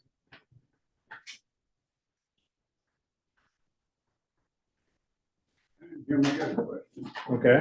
Before you speak. Hang on. Can the council legally bind other city councils to approve? No, I can answer the question if you want me to, as Yeah. far as, locking us in. That lock is under Iowa code. Iowa code gives the 5% limit, gives the procedure for changing it, gives the option for petitioning for an election on any change in the future. And so really the city can't change the law that's set by the Iowa legislature. I mean, the city council can say, boy, that we're happy with this, but the procedure is in the Iowa code. It's not in the Norwalk code. It's in the Iowa code. And like Councilmember Cool indicated, a current council cannot make some sort of law that takes away the legislative function of a future council. So for instance, a current council could make a law saying, well, over the next 10 years, we hereby declare we'll never increase taxes more than 4%. They just can't do that. That's a legislative function that you can't contract away. So really your limitations, there isn't a way to limit future councils from changing it above 1, other than there's the due process of the public hearings that we're going through here. Publishing that in the paper, giving the citizens an opportunity to request an election. Like to request the election, it's a procedure well laid out in the Iowa code, requires 10%, a number of 10% of the last electors that voted in the last city election. So like the number that we're based on this one right now is not based upon the most recent presidential election, but the previous November when it was a city election, it had city offices there. So it's it's based, a correct petition is at 10%. So when you say tie in their hands, I mean, the due process laid out by the legislatures And the Iowa code is that, and we really can't somehow otherwise cap it. And the Iowa code does not specify guidelines as to how often you can raise it That's right. No, it does or not. anything. No. You know, The- one of the the- things, The franchise agreement, you'll see in there limits it, to, I think, I don't know, it's once every 18 months or something like that. That's the things I want to know. Yeah. so one of the things that Lynn said, I'm new to council. You know, we get our foot in the door and then we're gonna want to increase it. In general, how would you describe the attitude towards taxes that this city has taken over the past 10 to 15 years? With the exception of this year and last year, we lowered the levy each year for 6 years in a row. 89 cents. Until house file. So I think. And Yeah, if I can add, no, you can, you bet. I don't know if council, again, Jason, George, you weren't here when this came up, but the rest of council may recall that this idea was brought up about 5 years ago of saying, hey, here's a possibility of offsetting, there's some additional dollars to be gained. And ultimately, council just said, we don't want any part of it. We don't want to do that. It was a purposeful decision to not go down that route. Yeah, I think that it's important, you know, everything that I've gathered is, you know, the city is very committed. So all of the effort and energy that we're putting into our commercial development, our industrial development, part of that is to lower the tax burden of our residents already. And, you know, I think the history is, it's a history of lowering the tax levy, not sort of like increasing it. So I just think that's worth, you know, that's the people, that's this group that is sort of in charge of this place. That's the general perspective. We can't make guarantees about future councils No, because we never know. But we can say that the philosophy of this group, right, has been to lower it. But this last year, we were really stuck between a rock and a hard place. So we couldn't do that, right, which is what brings us to today. Yeah. And last time when we considered this 5 years ago, we didn't have the same set of circumstances. Yeah. And I tell you the truth, the state legislature kind of scared them. I mean, some of the conversations that I've heard of different options are considering, and I know they're trying to do the right thing. I understand that. And none of us want to increase taxes, you know, everybody likes to have a little bit less. But, you know, sometimes they try to be helpful. It isn't. I put it that way. True. So anyway, that brings us where we are today. All right, Vaughn.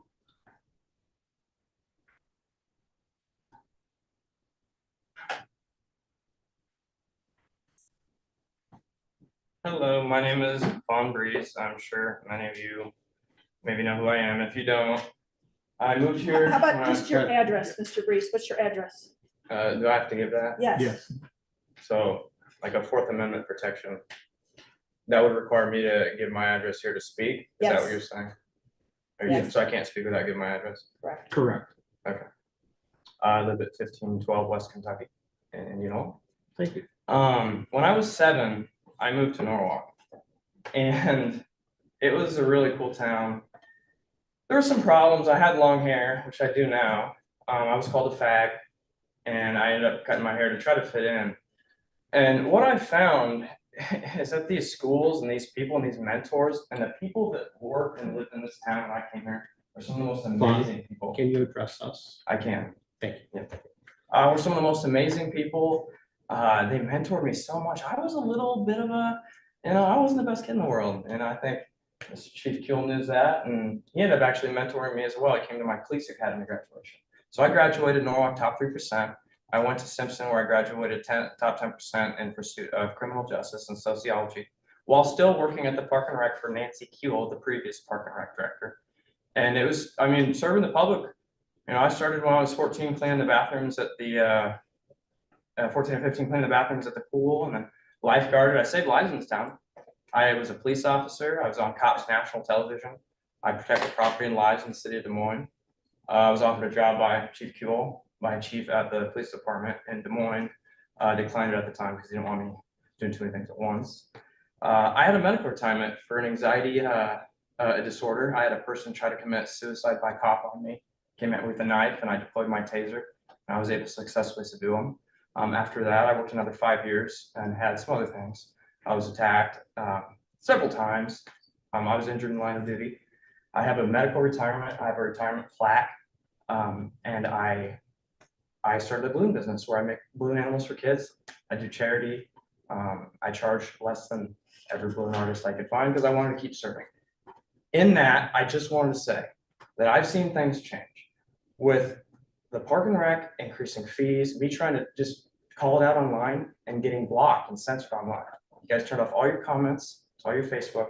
You turned off the comments to the city hall on Facebook. Mr. Breeze, could you turn your focus back to this public hearing, which is whether the franchise fee, it's not a history on Yes, you yeah, respect, it's not yeah. a history on Park and Rec. Yeah. Let's get back to the franchise fee, please. Well, the reason I'm here is because I believe that the Park and Rec violated my rights.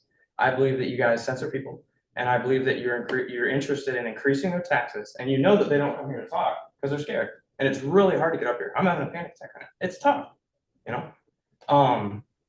And I don't want the town that I love just getting squandered with all the tax dollars. She said that she didn't have $40,000. They spent $30,000 on a Christmas tree. When I was a kid, me and my friends raised $10,000 to build a skate park, and the city matched it. I don't want you to increase the taxes on people. You clearly want to make the taxes up to 5% once this 1% passes. You guys play A, B, C, D. You know what E is, and you do A, and you convince everybody it's just A. Then you do B, then you do C, and you make these little things, and nobody comes. And then at the end of the day, when it's too late, the town's ruined. You're ruining the town with this. I believe it. I'm a traditionalist. I love this town. I love what it did for me. I don't believe people are having the same opportunities, and I believe it's because of the corporate greed, the raises of taxes. You're pricing people out of living here. We haven't raised taxes, Don. I'm saying in general, people living here, the taxes become raised due to activities that you engage in. All right, your time. Okay, but I just want to say thank you, and that's why I'm here. And I have a news channel, and there's 1,000 people that are, they like to watch this and getting more involved. So, all right, that's what we're doing, and I appreciate it. Anybody else? I just want to comment if I could. Yeah. That I love this town too. And I would hate to see us have to diminish services. I'd hate to see us have to go backwards. And I think that there's a balance in there between tax asking and the services that government provides. And the trick is finding that balance. And I think that's what we're all trying to do. Right.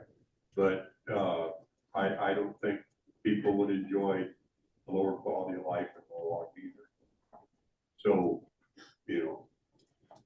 we'll go forward and see if we can sort our way through things, I guess. All right. Thanks. Yep. Any other public comment? Hearing none, we'll close public hearing at 6:41 PM. Item 7B is the first reading of an ordinance granting to Mid-American Energy Company, its successors and assigns the right and non-exclusive franchise to acquire, construct, direct, maintain, and operate in the city of Norwalk, Iowa, a natural gas system, and to furnish and sell natural gas to the city and its inhabitants, and authorizing the city to collect franchise fees for a period of 25 years. So we just had a public hearing on this item. Jim, Jean, Luke, anything to add? No. Okay. Discussion from council. So this vote would really establish, or be the first step in the process of establishing a franchise fee, right? This particular one doesn't set the amount. Well, actually, the resolution does.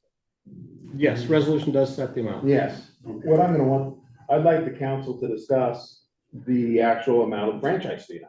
And we have to come to a conclusion. I would actually like, after the end of the discussion, to have a motion and second to set the franchise fee at a certain amount within the ordinance. Then after that is done, I would ask for a vote on the first reading of the ordinance. You'd like that, would you? That's what. Yes. And I'll start about, I would like to suggest 1% because that's a one-to-one.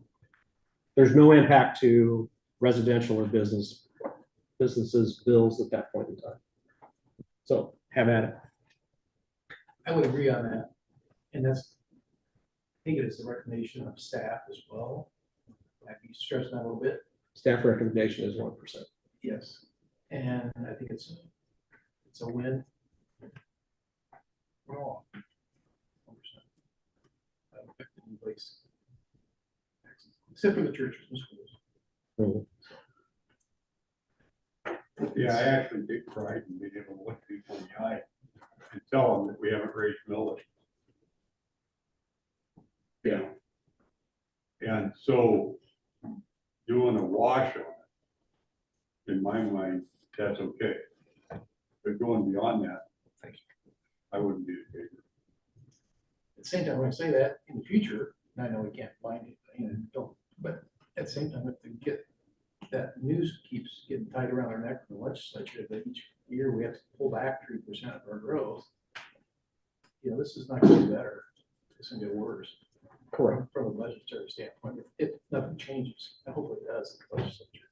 So, And that's kind of It's where, that's where my perspective is there is every indication that things are not going to get better for the foreseeable future. There's every indication that until there's a significant change in our state legislature, things are going to continue to get worse. And I agree, 1% is neutral and easy. We, this year, are facing a budget deficit. Next year, we will be facing a budget deficit. The year after that, I believe we will be facing a budget deficit. And I don't know, frankly, what we cut, right? For the next 3 years, as our economic development grows, as our commercial development grows, as our residential development grows, and we tell the police chief every year, I'm sorry, you don't get any more police officers. And then the citizens of our city are unhappy because there's not a patrol in the areas that they want to patrol, or perhaps the crime rate starts to go up, or perhaps the nuisances start to go up, or whatever, right? We're already cutting. The fire department doesn't get the full-time staff that they want. They don't get the part-time staff that they want. They don't get the additional people and equipment that they need to protect the homes in our community and the people in our community for all of the EMS calls and any fire calls. We don't get the equipment.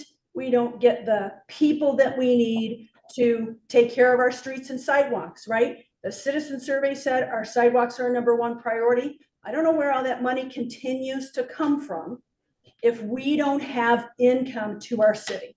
We all know we put way more time into the service that we give the city than we get compensated for.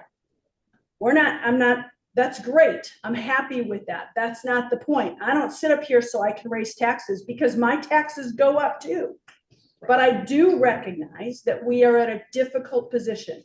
We have fought for the last 6 years to reduce taxes every single year. And I would note that not a single person came into city council and said, my gosh, thank you, you reduced our taxes, right? But the minute we talk about let's change how we do the tax, people are up in arms because they don't hear, they don't listen, they don't understand what exactly we're talking about. The difference in 1% more, if we do 2%, I think the difference to the average homeowner is about $60 a year. The difference to the community is another $100,000, $200,000. That's significant to me. I'm not proposing 5%. I am proposing that it be a little more than income neutral or revenue neutral, because I believe that next year, if we have to do this again, we have to do this again. And we spend more time and money and energy to have this all over again to do another 1%. And the year after that, if we have to do it, then we have to do the whole thing over again. So I'm not in favor of every year, let's revisit this issue, because I think that's exhausting. I am in favor of saying, let's do 2% this year. Let's get a little bit ahead of things so that next year, hopefully we don't have to, because we figured out a way to manage the budget. I don't agree with the people and the few people who have spoken on this issue, who have said we are not fiscally responsible. We have been as fiscally responsible as we can. And the recommendation in terms of our budget is so much less than what we actually need and what's actually requested, because we are trying to be fiscally responsible. So I appreciate that people don't agree with me, and that's everybody's right, and that's what makes the world go round, and that's fine. But I still believe that 2% is not a hardship on the vast majority of people in our community. And it puts our community in even a better place. So here's my fear. Is it, can I ask, is Jackie's number about right? I just, I don't know. you're talking 1% of the total bill. So if your gas and electric bill is $300 per month, Yeah. you're talking $3 per month or $36 per year. If your Mid-American bill is $150 per month, you're talking $1.50 a month or $18 per year for 1% is what I. For an additional 1%. For an additional, so, right, Yeah, so for then you additional double that. 1%, per 1%, that's what I'm looking Right. May I ask the question again? Not yet. Oh. Okay, so yeah, you will get a chance. Okay. So here's my fear. Did you say fear or Fear. theory? Fear. Okay. If we do not do, if we go for the 2%, we're going to get a petition, and then it's going to need to go to a vote. That vote will occur in November. That's after our budget year is started. So if we go for the 2%, we're going to have to either increase fees by $100,000 or find another $100,000 to cuts, because we won't have that coming in July. Right. I think that is a realistic fear. I think that I don't want to function in a way that I'm afraid of the public vote. Okay. And if that's what happens and the public votes it down and we have to close the pool next year, Yeah. because that's where the money we need to save.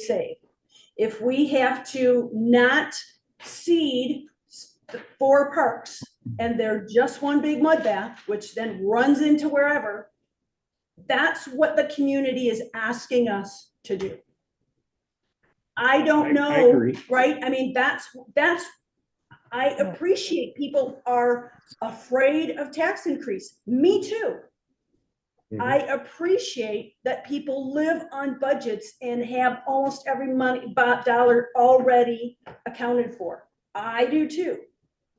But I also recognize that my responsibility isn't to, Jason Brown. My responsibility is to the community as a whole. And what I think is going to be the best foot forward for the community as a whole. So I don't disagree with you. I hope that that's not what happened. I hope that people understand after tonight's hearing what that actually means to them versus what it actually means to the community. Okay. And again, right, I'm only one, right? It sounds like most of the rest of the council doesn't agree with me anyway, but that's what my position is and where it comes from. Jackie, it's okay. Well, I agree with what you said. We're going to have shortages everywhere, and we're going to have to find some interesting ways to do it. I think this is just a problematic piece where it always works this way. Oh, it's only $60 more a year. Who isn't? It's only $5 a month. But the minute any taxes you want to come down, oh, well, it only saved you $60. Whoop-de-doo. Remember the whole discussion about, wow, you could buy a new muffler for that. The income tax decreases. we've decreased the taxes every year for the last 6 years. Please let me talk, Jackie. Everybody is always quick to talk about, oh, it's only another $1.50. It's only another $100. I think what we've heard from everyone in Norwalk is that our property taxes and our taxes seem to be high. Doubling our tax rate here is probably not a good idea for this. And I agree totally with the mayor that I'll vote it down the minute it goes to 2. I'll tell you that right now. I think 1 is an excellent, it's a win-win for everybody. We get more, the citizenry pays the same, and we get it for free. That's absolutely perfect. Let's not screw with it if it's not broken. So in response, it is broken. That's my whole point. Well, we And- could debate all night, I suppose. And every citizen in the city has not weighed in. So when you represent that every citizen has said this, I think that's a gross misstatement. And Sorry. we have reduced taxes every year. We have reduced the levy every year for the last 6 years until this House file bill came in. So we haven't increased taxes, and we haven't said, oh, your tax money doesn't matter to us. The reality is my taxes have gone up every single year due to one thing or another. And whether it's the value of my house has gone up, the value of the school tax has gone up, the county tax has gone up, I can understand. No one ever feels, we can say that, yes, we have dropped the taxes every year for the last 5 years. My taxes are pretty doggone high, and I think yours are too. So it's kind of rings hollow. I just think this is an opportunity, a no-brainer, to just leave it neutral. I also agree with 1% because it avoids the scenario you talked about, Tom. And, you know, it just makes sense to me. Okay. But I can appreciate what Jackie's saying too. We will be facing, and you know, contrary to when you get a firsthand seat, this group is very fiscally responsible. So when I see heads shaking out there, spend time with this group. I Yeah. left and quit coming after the TIF approval. That was not a good thing. I walked out and didn't come back for a long time because of Wait. that. Hang on. Go Yeah, ahead. spend time. I mean, actually get to know. And, you know, I doubt we'll change any heads and hearts. You know, people are either fine with this or they're not, and we all find multiple reasons to agree with our point of view. So I like the 1%. It makes sense to me. All right. Anything else want to weigh in? Yes. I do want to make a comment that I don't know if council will necessarily want to hear this or not, but I do. there are instances where we as staff will make a recommendation for some action of council. And we hear from somebody that disagrees with that. We have also provided advice to those individuals of how to fight that decision. If somebody came to me and said, Luke, I know you're recommending this, but I want to file a petition, we would be happy to step through how to file a petition so that they could fight an increase if you go with 1%. I was prepared to talk to somebody today. In fact, an email went out from Lindsay to somebody that had attempted to file a petition. And it seemed like the issue was similar to what was mentioned earlier of being over 1%. I would help them draft language in a petition that says, I'll file this petition if it's adopted over 1%, therefore engaging a vote. So I think there's some ways to help calm that. If some folks had concern and there's still enough time, there's still 3 readings, that if for some reason there's some mistrust, maybe council changes their mind on the 3rd time, I'd be happy to step through with anybody. Here's how to write a petition. Here are the things you need on that petition. We would have our ACE clerk tell you exactly what needs to be in that petition. And then that might help cause some reassurance as well. And I would put a limit on it. It wouldn't be us blinded future council trying to, right? But it would require a public vote that. Well, I think the purpose of that would give assurance if somebody was worried about it, that whatever the vote ends, let's say the vote for the first reading tonight ends up being 1%. I think what Luke is saying, that you could put together a petition, just in case the council goes back on 1%. It takes 3 readings. The council could, change it sometime within those readings and reread it. So, I mean, there are, not that I've ever seen the council do that. I mean, certainly wouldn't expect it, but I think what Luke is saying is if there's some sort of assurances, he'd be happy to discuss, maybe different items that could maybe give those assurances, or else, lessen the worries that somebody might have, that somebody would, the council is scheming or something like Right, that. and I think it's clear that I'm the only one that's proposing more than 1%. So I think it's highly unlikely that the other members of council are gonna come back and say, oh, let's switch it to 3, right? I mean, I think tonight's vote will be indicative of what the rest of the votes. I think you're will be. picking up It's what gonna we're be putting down. Right, Okay. it's gonna be proposed at 1%, I'm guessing, and it's gonna be approved at 1%. I'm Yeah, 3 guessing. years from now, or What? 3 years from now, Jackie, we might have people coming to us to say, increase it. Yeah, If they that's, keep this. seems going, seems it's gonna get unlikely, but tighter and tighter. maybe. The services will start showing that Right. they're not gonna be there. Right. And we continue to grow, and I'm not, that's a possibility. It is. But then you have the protection of the due process. Right, Yeah. exactly. Now, your point's well made. None of us can project the future. I mean, we can look at it and say, this is the way things look right now, but who the heck really knows? But somebody stumble through. Well, I'd like to make a motion. I don't vote on this thing, 1%? At 1%. Yeah. I'll get to it.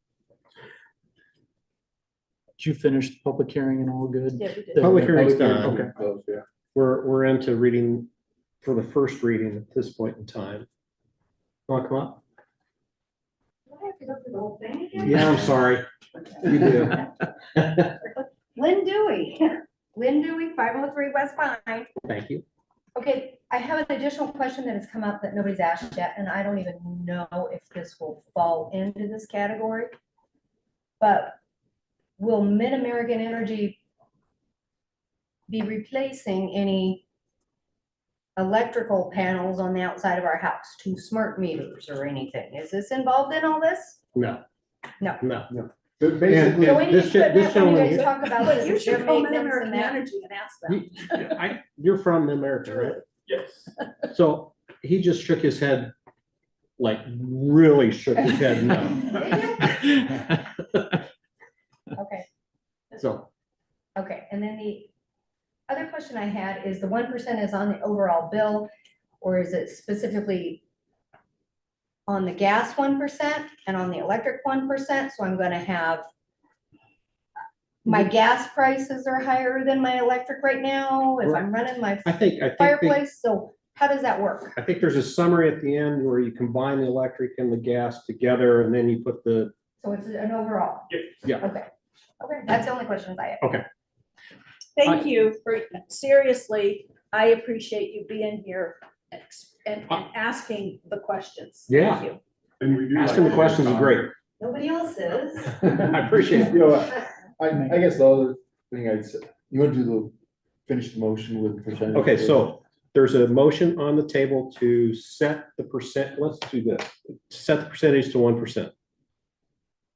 Do I have a second? Second. Okay, so motion by Brown, seconded by Meineke, to set the percentage within the ordinance to 1%. Lindsay, would you please call the roll?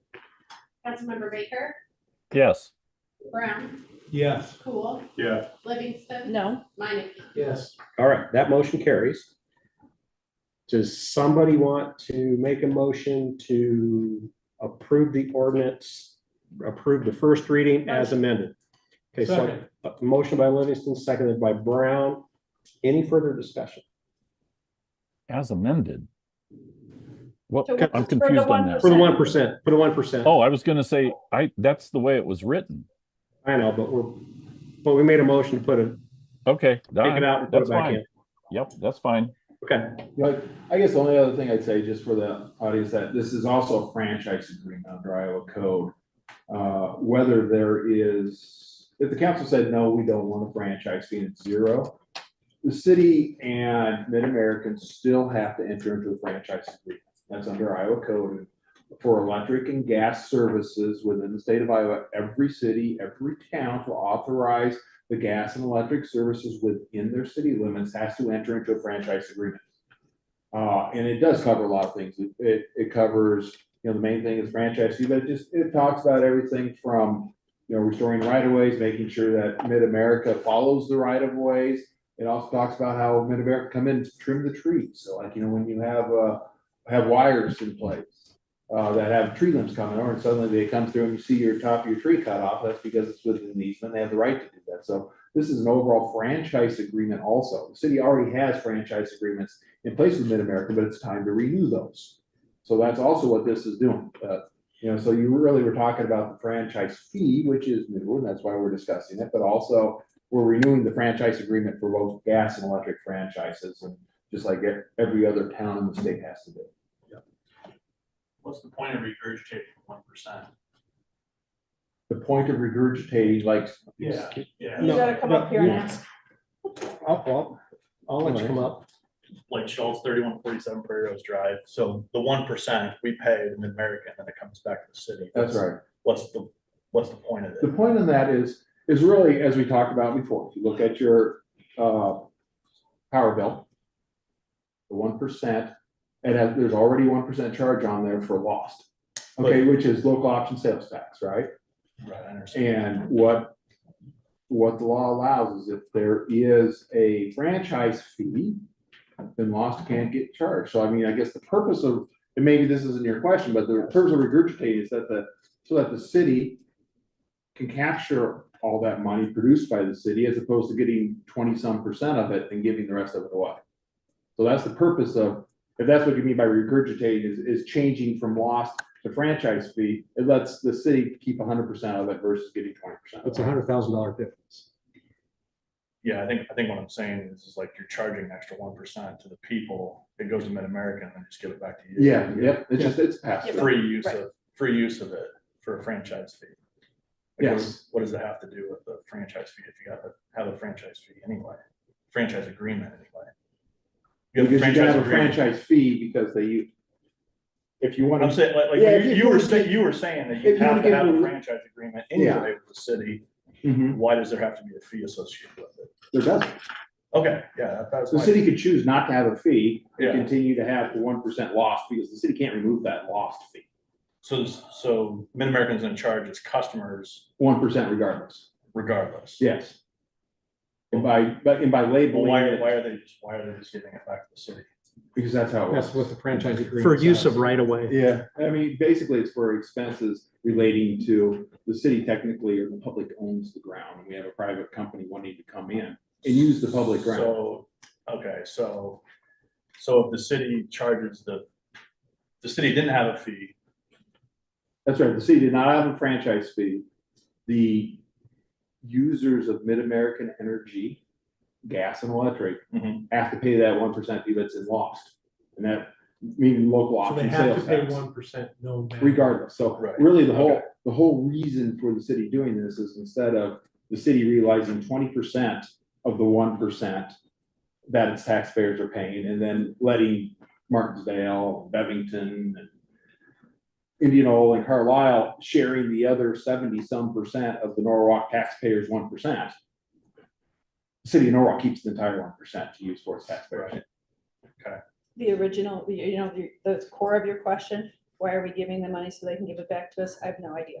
That's the way the Iowa It's code just set the up. way it's not something we created. That's bigger than us. Yeah, the state code. I think, Yeah. that was the question. But no, I think it's an important question. I mean, the more we can reaffirm that, the more people can understand that. It's not it's simply wanting to keep the 1% local versus having to split the money throughout, because I mean, as Norwalk grows, I mean, that's a great benefit. So I the mean, one- the Indian Oil would be 1% over there cheering, saying, yeah, I'm glad they don't charge 1%. I would guess, and I wish I The had one this percent is the answer. local option sales tax. Yes. On the bill. That's That's right. all it is. That's right. Okay. Instead, you won't see the local option sales tax. If this passes and gets implemented, you won't see the local option sales tax 1%. You're gonna see franchise fee 1% instead.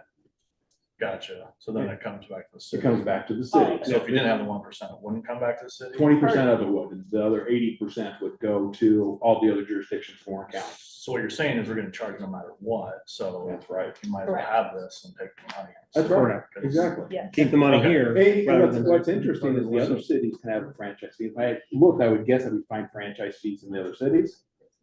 They're keeping their 1%, so they aren't sharing their 1%, you know, they're not giving their 80% to all Yeah, the yeah. other cities. They're keeping their 100% and Yeah. they're taking Norwalk share also because Norwalk doesn't have franchise.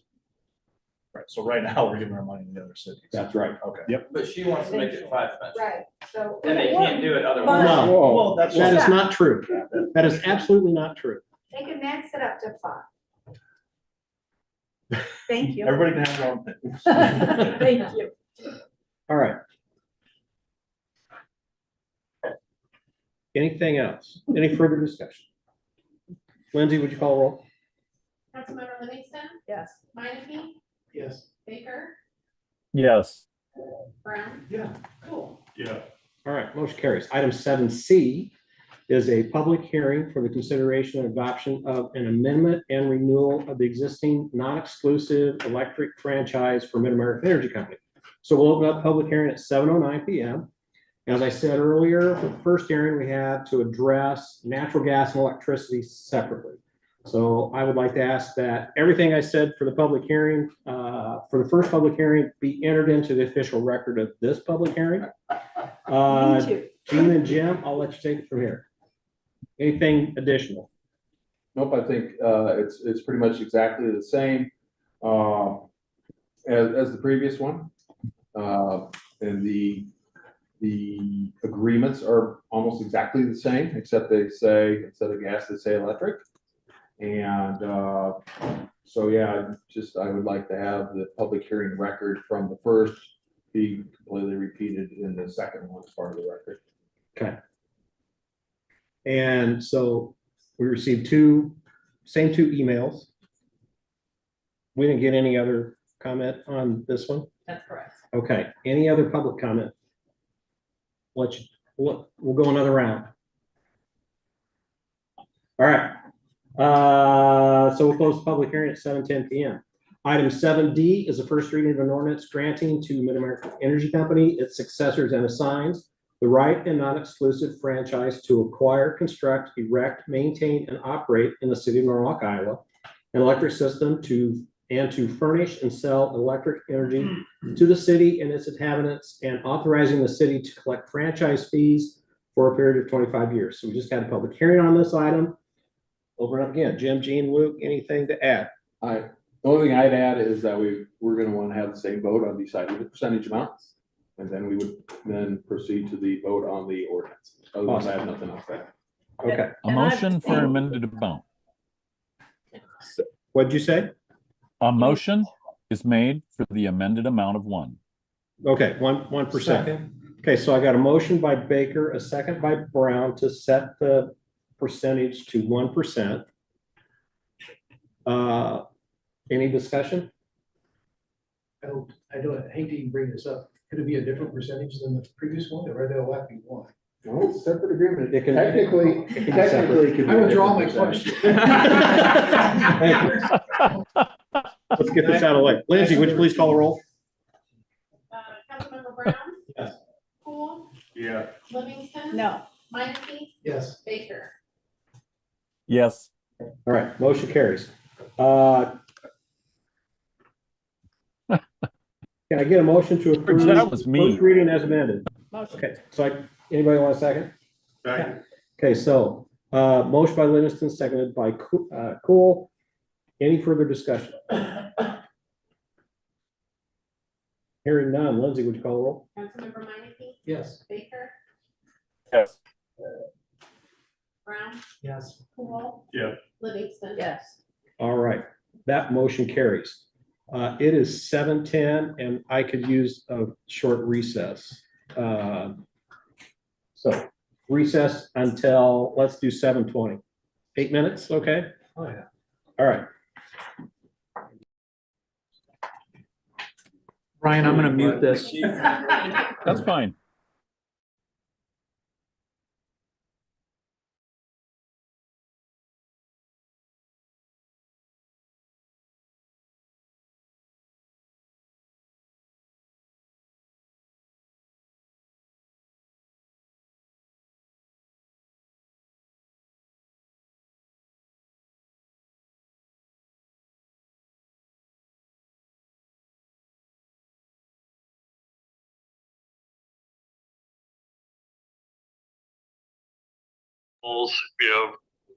Yeah, looking out for that for you, so.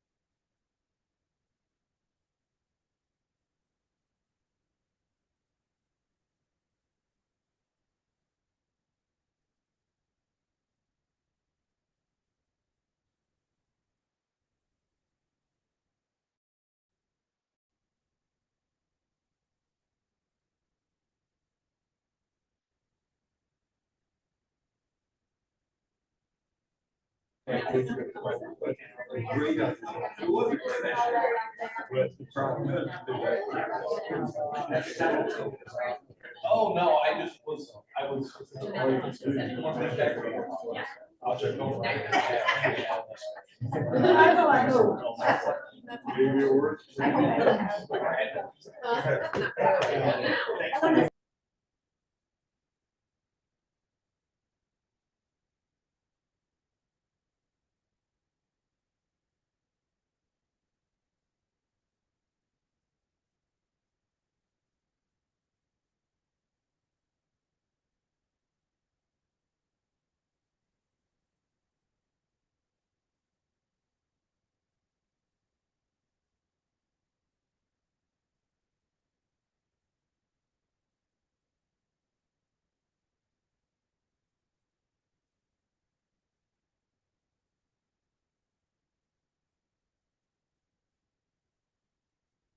Jason goes. He was right. Because he stands around and socializes, then. All right, Brian, back on? It's 7:23. I've unmuted. Thank you. Hey, Lindsay.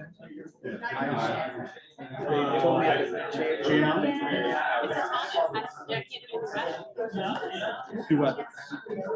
I always thought if they were comic, they should automatically figure it out. Jim? Let's go. Come back in a section, Mayor. We are getting, yeah, we're trying. Get the city attorney back up here, we'll be in business. He got the All nudge right. from Diane. She means business. So we are back in session. It is 7:25 PM. Sorry that it took an extra few minutes. All right, item 17 is a public hearing regarding the Norwalk Technology and Industry Overlay District.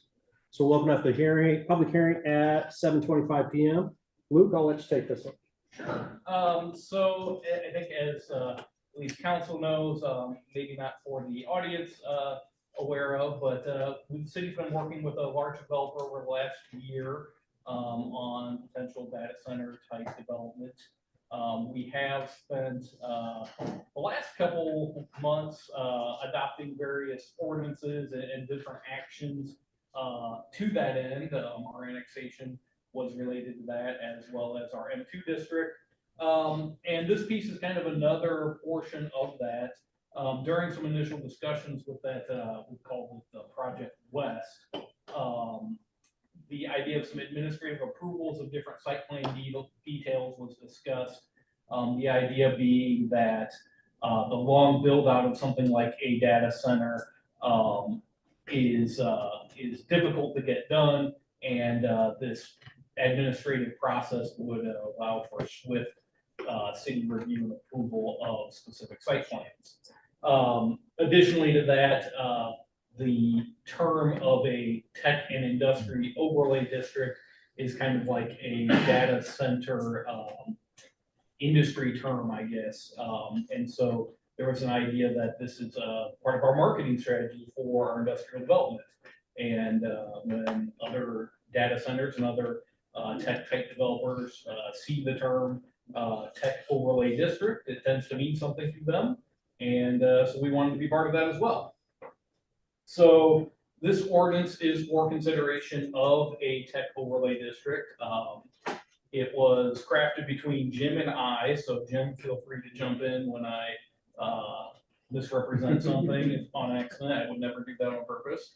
Or at any point in time here. We did also take it to a couple of the city work groups to get feedback from our work groups. And so this represents not only their input, our own city staff input, but also our Planning and Zoning Commission held their meeting 2 weeks ago and gave their input as well and recommended approval. So the nuts and bolts of how this works, I'll go through it briefly. Feel free to ask any questions. And then there's kind of one decision point that council still needs to kind of talk through and decide where you want to land on as far as the specific details. So the purpose of this is to really encourage large scale tech focused, clean industry, tech jobs and developments in Norwalk. And really to give them a faster approval process, assuming that they're going to have a long time frame for development, a 5 to 10 year, but potentially longer than that for a whole site to build out. The first part of this really is to be eligible for it. This isn't a zoning action that we will take and say this area is the overlay district. This will exist in our zoning code, and if you meet certain criteria, then the zoning district applies. If you don't, then it doesn't. Very similar to how a floodplain. Our floodplains are always changing, so that boundary always changes. So eligibility for this is that it has to be in one of our industrial districts. That's M2, the new district we created, M1 or IC. It would have to cover at least 40 acres and have 100,000 square feet of building space in its initial phase. So we want a big project and we want there to be some commitment to actually building it. It does include private infrastructure unless it's for public use. So we want them to have primarily private. And then the biggest part of this, I think, is that a council would have to have approved a previous development agreement for the project. So you'd already see a lot of the details of what the project would be because we have gone through and negotiated a development agreement for it.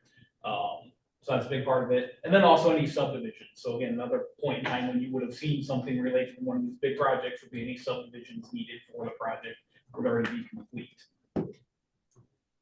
So once you're eligible for it, then essentially what it does is it creates a 2-part site plan process for any development that would be a tech overlay district project.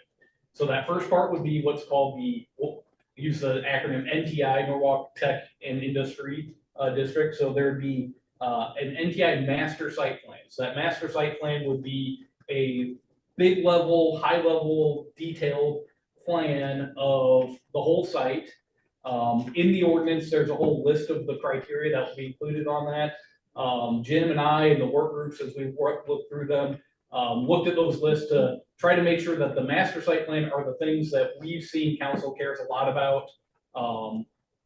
The easy ones are like the public face of it, right? So there's gonna be a buffer along any public street, there's gonna be a fence. You know, we want the public view of this thing to be fine, right? Other details like that. Once that, and that would be a council approved master site plan. So it would come to you just like any other site plan. You get to nitpick it, ask for changes, review it, and approve or deny it. Once that was approved, then any other build out of the site would come in as one of these NTI sub-site plans. So an example might be the master site plan shows a bunch of footprints of buildings, but it doesn't have all the specific details of water, sewer, all those private infrastructure things. So they come back with the sub-site plan and it'd have all those details. That would not come to council. That's traditionally it would. This process would have it go to something called the NTI review committee. The final form of that committee is the thing that we've given a couple options on. We heard from the work groups some different ideas on where it might go. And, you know, from a staff perspective, we're willing to make whatever work that council feels like they want to go with. So you got some options there.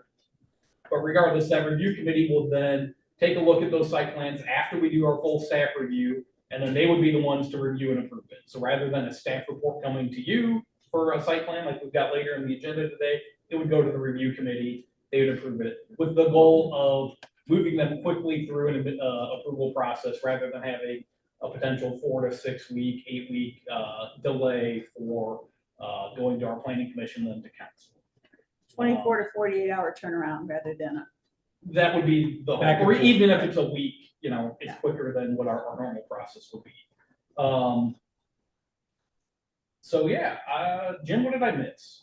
I guess just to reiterate, the items that ultimately have to be reviewed are the same. We went to our current site plan ordinance and it has a laundry list of things that we provided to this planning, zoning, and council for approval. And so including those items are, you know, minor things. So if suddenly they want to change the length of the driveway, they want to move a trash container enclosure from over here to over there, it comes back to the council. Council looks at it and decides whether it's okay to put the trash cans over there. Problem is, I think one of the things we're looking at is when you're dealing with a development that's 40 acres in size with large buildings, massive buildings, that if every time that had to come back to the council for approval, I mean, it would be a lot of work for the council, and it would be a lengthy process for the developer. So, you know, what this does is delegate some of those smaller items. Big items are approved by the city council, and just leave some of those smaller items to, you know, this subcommittee, so that it, you know, it eases the burden of the council and makes the process quicker. All right. Lindsay, have we received any oral or written comments? We have not. Any public comment? Hearing none, we'll close the public hearing at 7:33 p.m. Item 7F is the first reading of an ordinance amending the code of ordinances of the city of Norwalk, Iowa to adopt the Norwalk Technology and Industry Overlay District. So we just had a public hearing on this item. Luke, you got anything to add? Nothing else unless there's questions. Okay, discussion from council. I should clarify that. There is something else. That committee makeup item, we gave you kind of 3 options that were ones that came up from Jim and I's initial discussions, and then our work group discussions. So part of your motion to approve this first reading should be kind of directing us towards one of those 3, or even a different option if you talk through it and there's one that you think works better. And then Jim and I will go back and craft the language for the second reading. That'll end up in the actual ordinance. It would be under subsection 4, which is the top of page 5. Yeah, bottom of page 2, top of page 3, right? I would probably make a motion for option 1. I wonder if I did that, would there be support for that? Option 1. I vote for option 2. Like two a little better. I mean, if the whole goal is to simplify the process, adding a bunch of people to the review committee, it's all about trust, you know, so if we trust those people that are making those decisions, like the simpler the better. And then somebody might say something brilliant up here and I'll go, yeah, scratch what I just said. I guess one thing to clarify with the review committee, and maybe we should call it an approval committee instead of a review committee. It will still go through our normal site plan review process. So it'll come to Elliot, our city planner. He'll disseminate it out to the city engineer, buyer, everybody that needs to see it. They'll do all their comments. They'll have backgrounds back and forth until they get it to be code compliant. And then it would come to this review committee. So you get all the opinions, you get all the. Yeah, so we'll still get all the input and everything. The review committee is really just the group that's gonna replace the P and Z and council in approving it on the city's back. Okay, I can live with two. I can't. Yeah. No, I can't. And so I mean, I have a couple reasons for that. I thought Jackie was just gonna go for it. Conversation. I know we did. That's why I don't have many questions. Because we've talked a lot about this.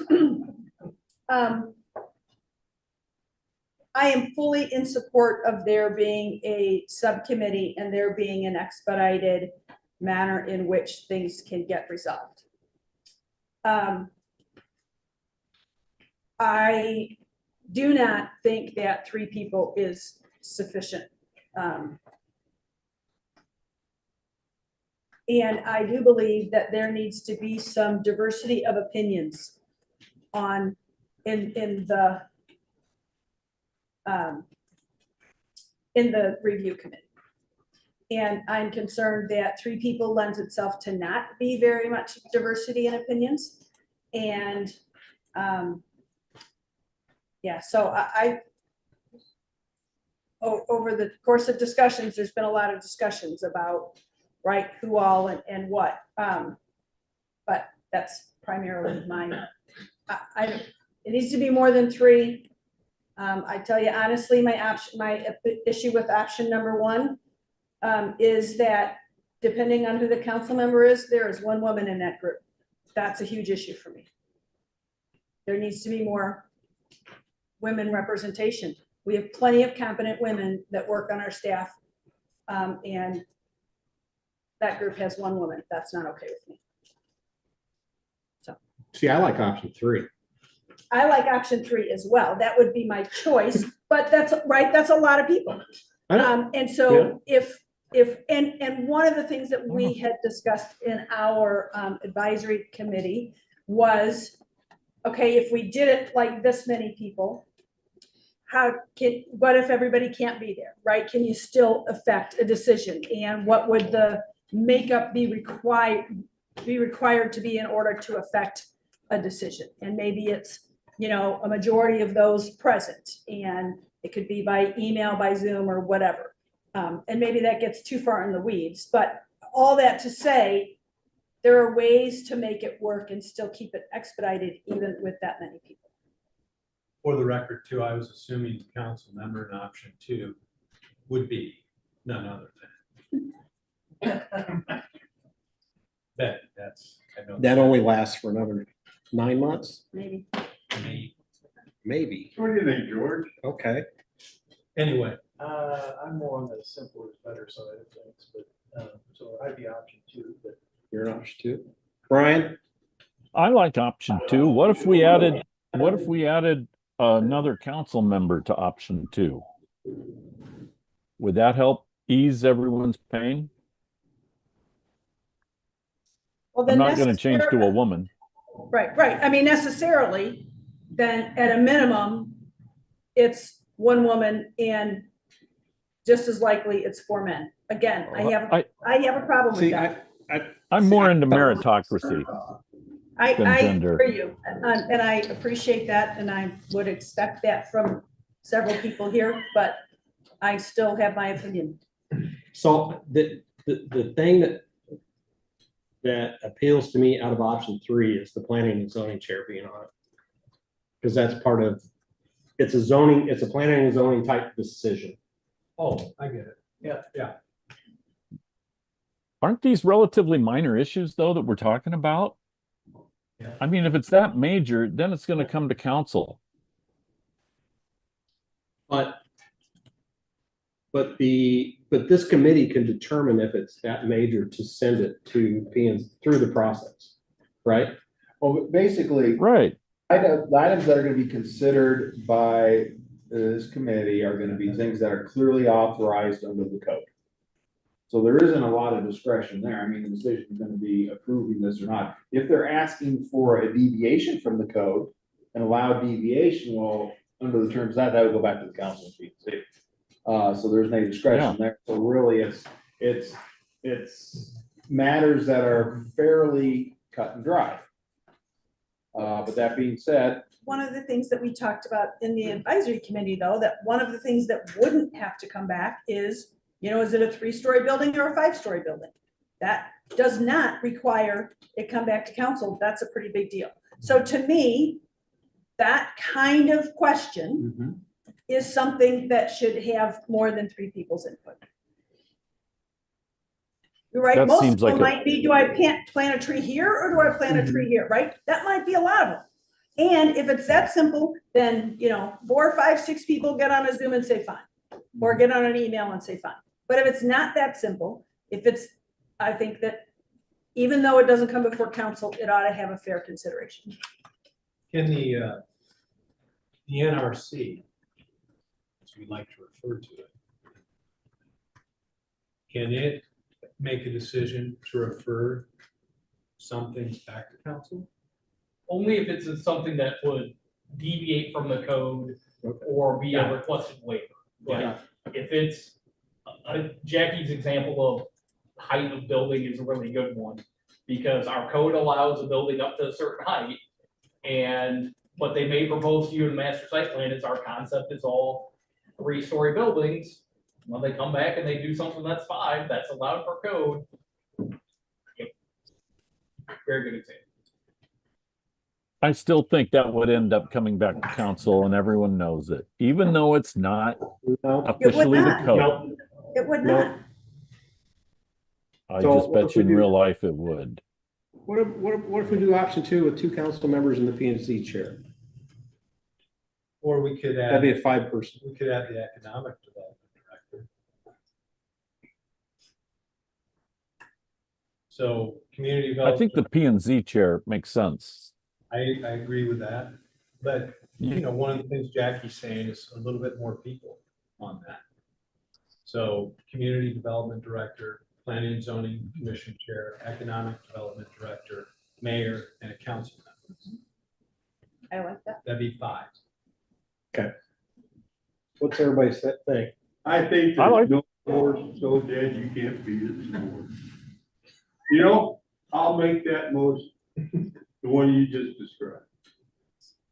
Good with that? Can I find? I am good with that. So you're seconding that? Yes, I'm seconding the motion. Okay. that What is it? supports- Totally? So the All right. motion is for the group to be the community development director, economic development director, planning and zoning commission chair.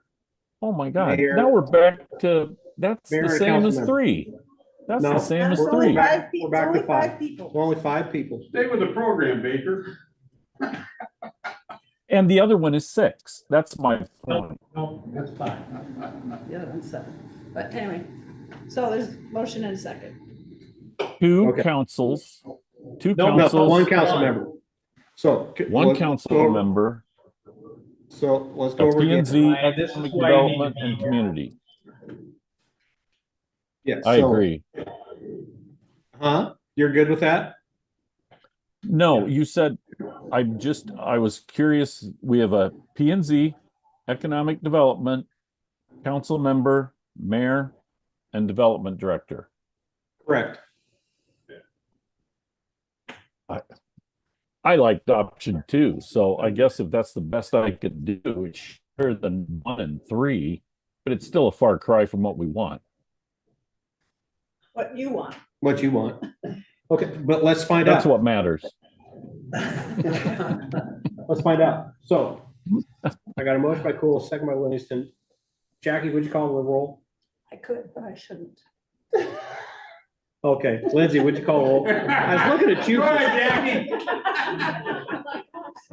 It's getting late. So, man. Starting to get punchy. That's a yes for everybody. Councilmember Baker.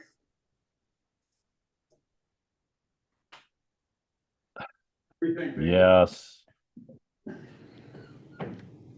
Brown, Yes. Cool, Yeah. Livingston. Yes. Meineke. Yes. All right, that motion carries. There we go. So, You Can I said get a one motion? person.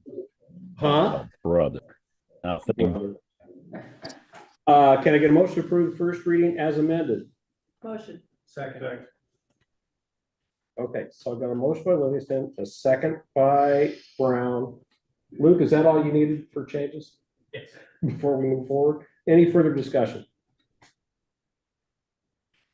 Lindsay, would you call the roll? Councilmember Baker, Yes. Brown, Yes. Cool, Yeah. Livingston. Yes. Meineke. Yes. All right, motion carries. I just want you to know, I'm gonna go downhill from here. Item 7G is public hearing regarding an amendment to the Orchard Hills Plan Unit Development related to high-density residential and neighborhood commercial uses in PUD Land Use Parcel 1.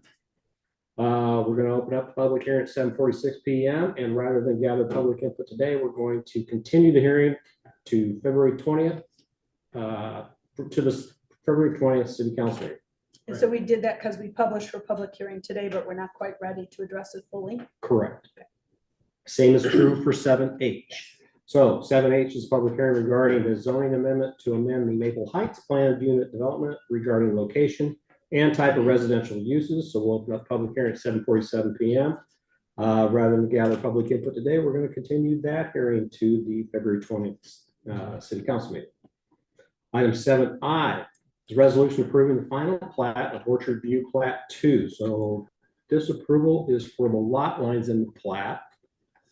There's no new public infrastructure to approve. Luke Paris, what do you got? Yeah, so first, just want to apologize. In your packet, we got the wrong attachment.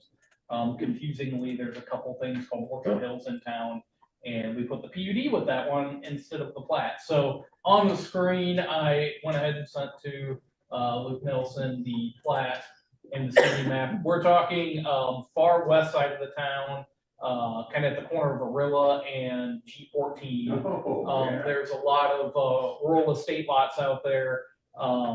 One of those lots is owned by Mr. Zimpelman. He would like to, and he also owns the property, the big property back behind it, that is the part of this plat. He would like to split that lot into two and combine the northern piece with his house lot so that he can use that and build some accessory structures back there. And so this plat would allow him to do that. So will there be some type of buffering between the houses along Serenity Circle and any of the structures that he's planning on building? There would be no requirement, no. You would have to adhere to, I believe, ag setbacks, I believe it's so. Ag, so, I apologize, that property that he's combining in, his house is zoned ag, but that would be zoned as, already is zoned as R170, so. Okay. I'm sorry, R180. So you follow those. All right. Yeah, I don't understand exactly where we're talking about, so maybe Luke Nelson can help draw a picture. So let me see if I can bring up some. There's a data. vicinity map above that too. I don't know if it's zoomed out far enough.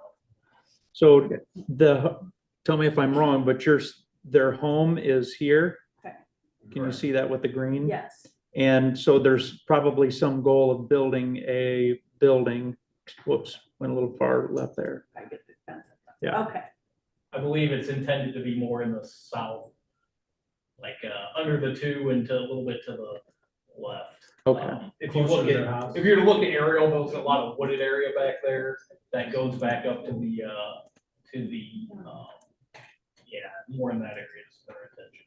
Okay. Okay, thank you. Thank you, thank you. All right. Other discussion from So council? he wants to sell off what part?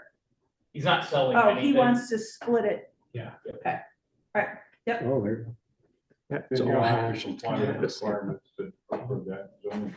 Correct. Go back to. Let me bring up the beacon. Quick.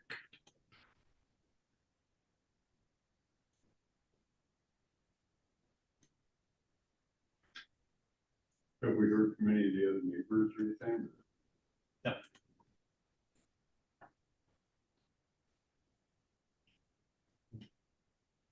So, Luke Paris, tell me if I'm correct. We're talking about right in here somewhere? Yes, that's likely where they would build something. That south property, that's his property. His south property line basically just goes straight over and splits that into two.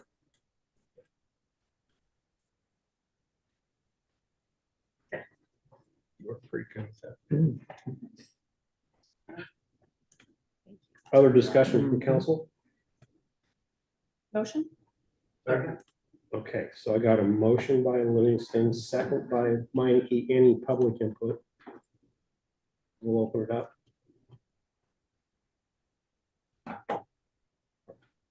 All right, any further discussion by council? Lindsay, would you call roll? Councilmember Livingston, Yes. Minneke, Yes. Baker, Yes. Brown, Yes. Cool. Yes. All right, motion carries. Item 7J, resolution approving the site plan of Speed and Performance Center.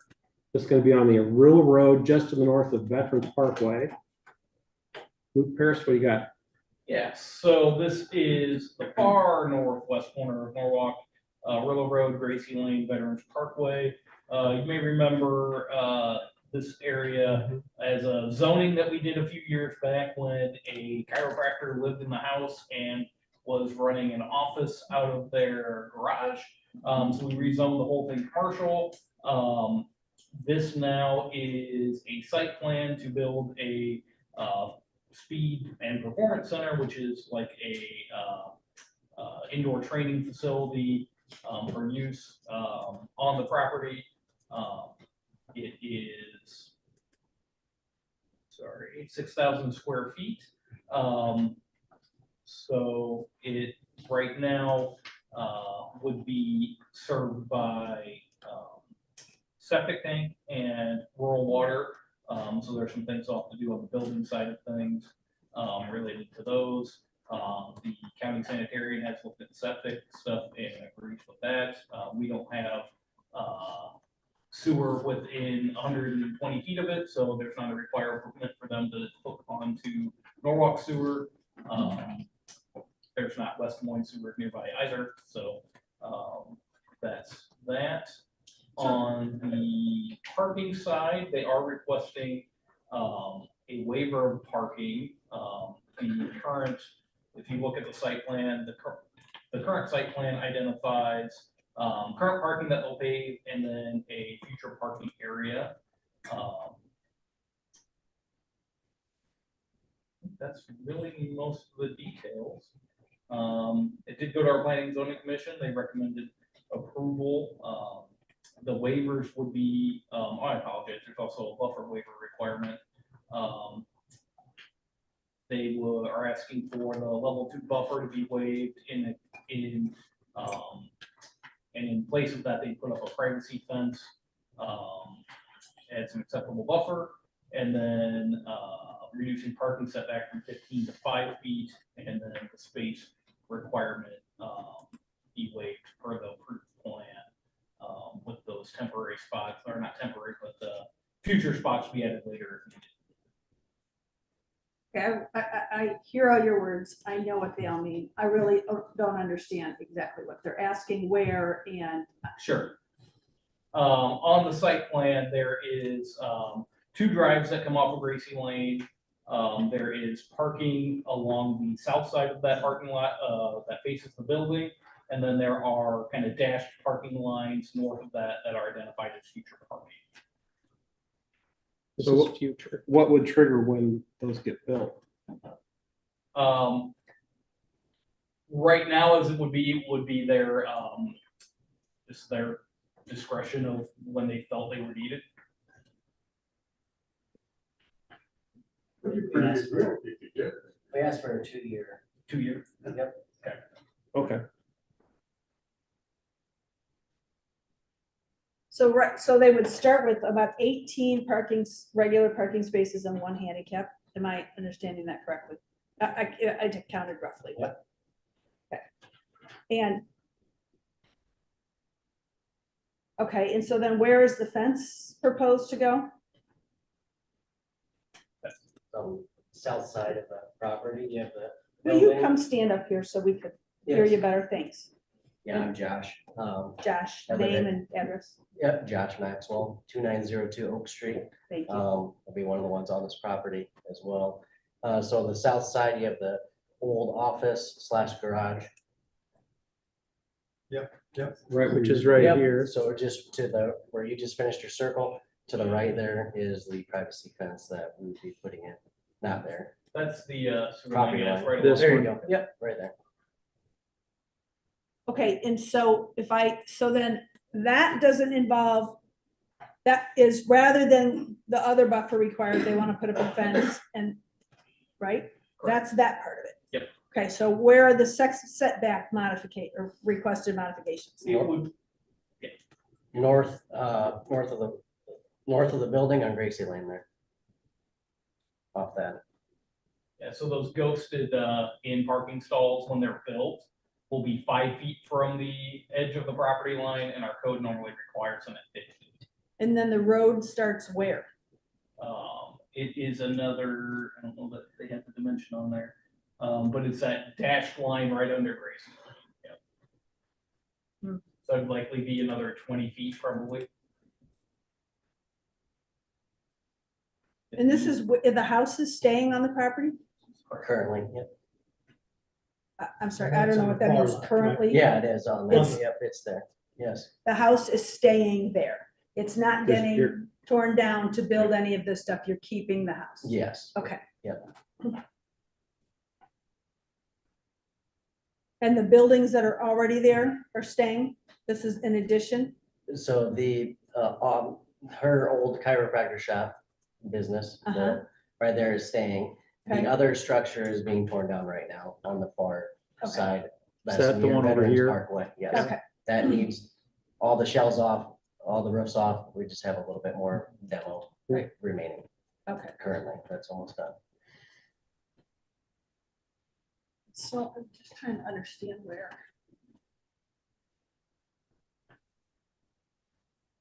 So you plan to put the other parking stalls in 2 years? We asked within 2 years, yes. Yeah. Okay, so if we put like a 2-year limit on it, it would have to be completed within 2 years. That would fit within your plan. They would what? Fit your plan. Yes, yeah, sorry. So then Gracie Lane is really just kind of a, I don't know, like a short service kind of road, right? That just. okay. Yeah, dead ends there. Yeah, the only traffic is probably the house there. And So it looks like it tees. Does it not tee? You said it dead ends, but it looks like there's a T. It tees into, Aurora. Okay. Into a real, And then that's, Veterans. and the Veterans Parkway. Right. And a railroad right Okay. here. it doesn't go to Veterans Parkway though, right? Yeah, It does go I on? thought it did. Oh, okay. But I guess my point, right, I'm there's sorry. no reason other than for people to go to your business or park there. There's not really, My bad. Unless you're lost. right, That's not, the- not much of a traffic. Yes, that'd be the way to Right, get that's back what to I'm trying to clarify. Or you were there for the parade. Okay, and then I'm sorry, the fence would be, So on this map, no, I know, but it would be like hopefully here-ish, somewhere along here. would be along Okay. here. All right, I'm good. Thank you. Okay. Just on the 2-year, paving of that parking, there is in the resolution, whereas statement about, constructing those 19 stalls within 2 years. It does also give them the ability to park on the existing gravel surface during that interim time period. Because there's some gravel there that is west of the current building. It's the current driveway and gravel parking for the old chiropractor.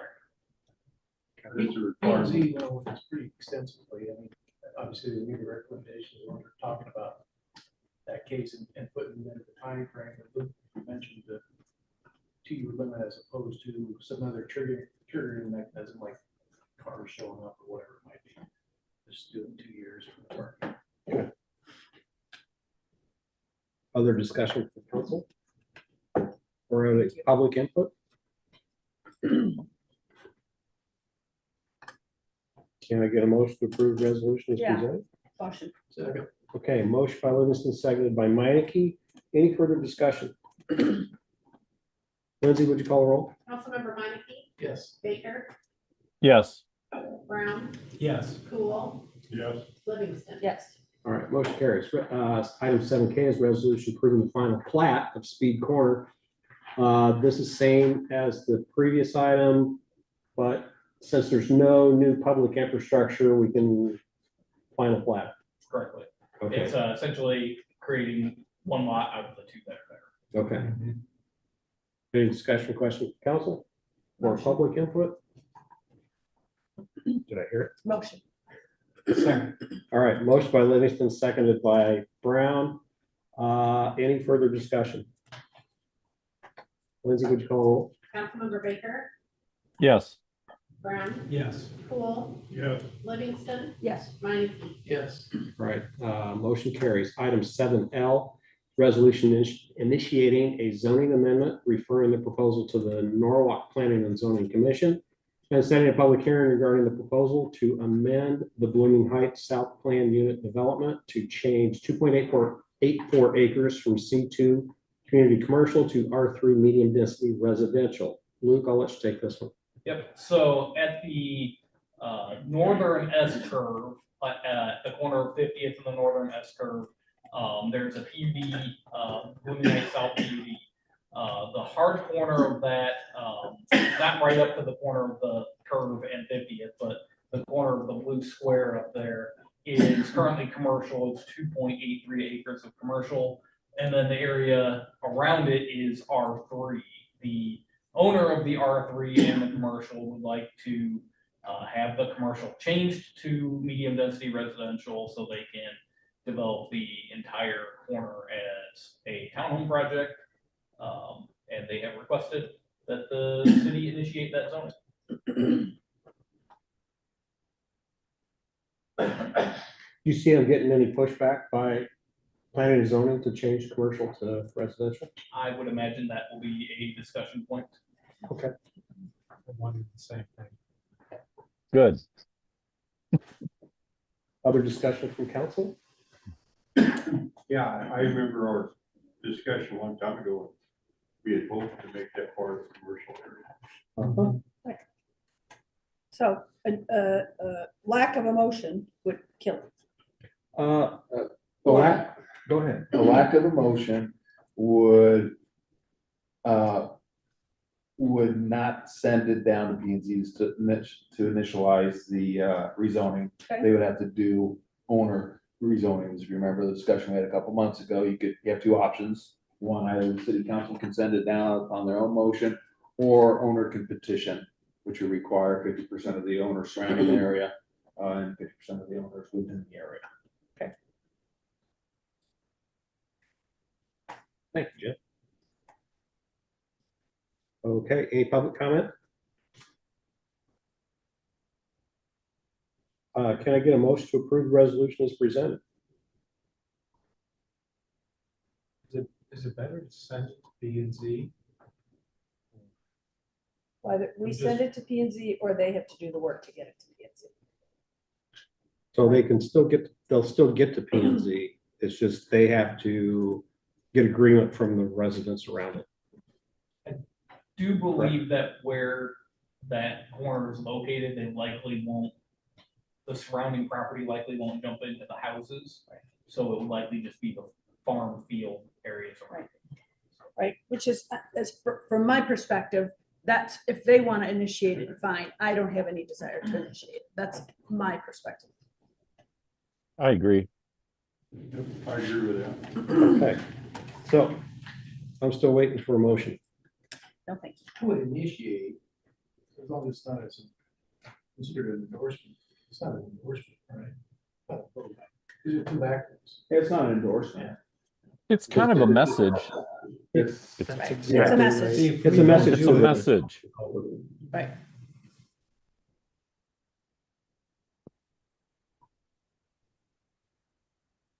All right. Fails for lack of motion. Item 7M is the final reading of an ordinance amending the code of ordinances of the city of Norwalk, Iowa regarding requirements for fences on corner and double frontage lots. So we had a public hearing on this. Council approved second reading of this ordinance at our last meeting. Luke Paris, anything to add? Nothing new to add. All right. Any discussion with council or public comment? Can I get a motion to approve the final reading? Motion. Second. Ooh, what's the Baker? Motion by Baker, seconded by Livingston. Lindsay, would you call roll? Councilmember Poole? I'm sorry? You call my name? Yep. No. Livingston? Yes. Minneke? Yes. Baker? Yes. Brown? Yes. All right, motion carries. Item 8, future agenda items. So the purpose for this item is for council to give direction to staff by way of motion to have items placed on future agendas, not for the discussion of the merits of the item. It's just to get it on the agenda so that we can discuss the merits. Businesses with online sales only. I'm gonna make a stab at this. Luke Paris would be able to explain a lot better, but I had a good discussion with Blake Schultz. He's actually here in the audience. He had a few questions on the franchise fee earlier. He purchased the old Fairway building. And within that facility, he wants to use that for some online sales of some sort. And under our current ordinances, it appears that there's a focus on having a storefront or having like a physical presence of people coming into the building. His request is it's essentially the same type of business, except having somebody physically come in. They're selling online, shipping things out. The only difference is there's not physically people walking in and out of the building. So we talked about that for a while. I give what I thought might be a perspective from the city. And I said, Blake, tell you what, why don't I bring it up during this part in the agenda and get some feedback from council if you'd like to consider placing this on a future agenda for a little more discussion, something you could invite Blake to come in, provide some feedback if you'd like to explore that more. I can give a little bit more explanation than that. I can tell Jackie's a little. No, I mean, I'm right. This is just like a small scale distribution center. Mm-hmm. Yes. How our zoning would typically look at that. Right. And under the current zoning ordinances, that's not allowed. So Blake is having to build now a storefront to meet that requirement of the ordinance. I'd be happy to have a discussion about it. I don't know that I would be in favor, but I don't know enough. So I would be happy to have a discussion to learn, to get more information. Yeah, me too. So I got a motion to put it on You a do. future agenda. Yes. Anybody want a second? Second now. Okay, so motion by Livingston, seconded by Cool. All those in favor say aye. Yes. All those opposed say. All right, let's get that on. Sorry for the 2.5 hours to wait for that, Blake. Patient man. Yeah, patient man. Everyone's been patient. Yeah. Congratulations. Anything else? Anybody else have anything? Oh, you're not going through everything? Oh, no, never mind. That's the next thing. Yes, no, good. Okay, good. Item 9, council requires and staff updates. I'd like to remind everybody that this portion of the meeting is much less formal. You may hear some back and forth banter and general joking around. We believe this can build camaraderie and cohesiveness between staff and council, but please keep it professional. Carrie, 5-year staffing plan. Yes, so I have included a link there to just a memo and then the staffing plan. This is not new information. This is all information that has been presented to the different departments' budgets and Gene's budget presentation. It's just a place where you can find all the staffing information in one place, what all the departments are asking for, what each recommendation is. The departments, if they were requesting additional staff, provided a justification form, possibly a job description if it's a new position. So it's just there to help provide all that staffing information for you with one place. Again, it's not anything new or anything that you haven't already heard. I always include just some stats. I always update them every year, so that's in there. I guess I suppose that's new. But otherwise, as far as the substantive part of what the staffing plan is over the next 5 years, and more specifically for fiscal year 26, it's all included in there. So when I click on the link, I do not get what Luke is showing. Well, click on. I do. Click on the second. Second. There's a link and then. There's, There's a link in the link? yes, link in the memo. Oh my goodness. Oh, yeah, so a memo comes up and then there's a link to the plan. So the memo part just kind of gives you a Yeah, summary of right. our solution to actual- Mouse just died. hopefully that one. Scared me for a minute. I thought it was the wrong document when you said that. Oh, that one, I'll okay. work that way. Yeah, if you guys have There it any is. questions about what's been asked for staff, please feel free to ask now or, obviously, yeah, questions you can reach out. I think you have to update our population. Well, I didn't, I thought that it wasn't official. Oh, fair. Fair, I don't know. It's a Well, we still It's believe it official. isn't official, but it's official. Okay. Yeah, It's officially 14. wrong. 14334 Yeah. is the begrudgingly official census. That's all I have to say on staffing, unless there are specific questions. Thank you.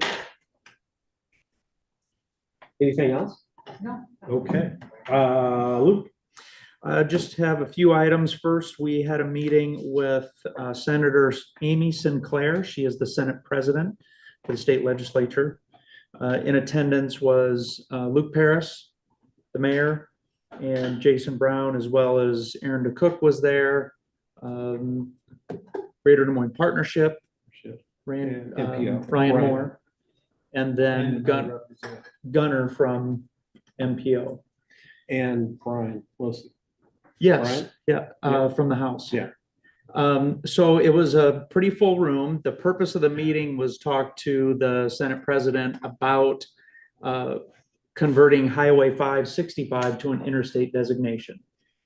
We've continued to make a run at this, trying to achieve that designation. It's kind of hard to see now, but someday it would be impressive to have Norwalk having 2 separate connections on interstates. That would do a lot for our future economic development, a big positive.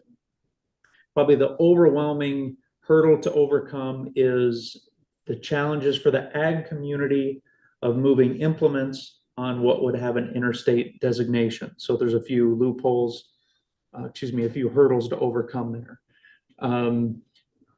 Councilmember Brown made a good point of saying, well, why don't we just meet with Farm Bureau and ask them, for their thoughts, just kind of explore to really understand where they're coming from. So we're working on a couple meetings, the Polk County Farm Bureau, as well as just the State Farm Bureau, to meet with them, just from our perspective, from Norwalk, to try and understand what their big concerns are to address that.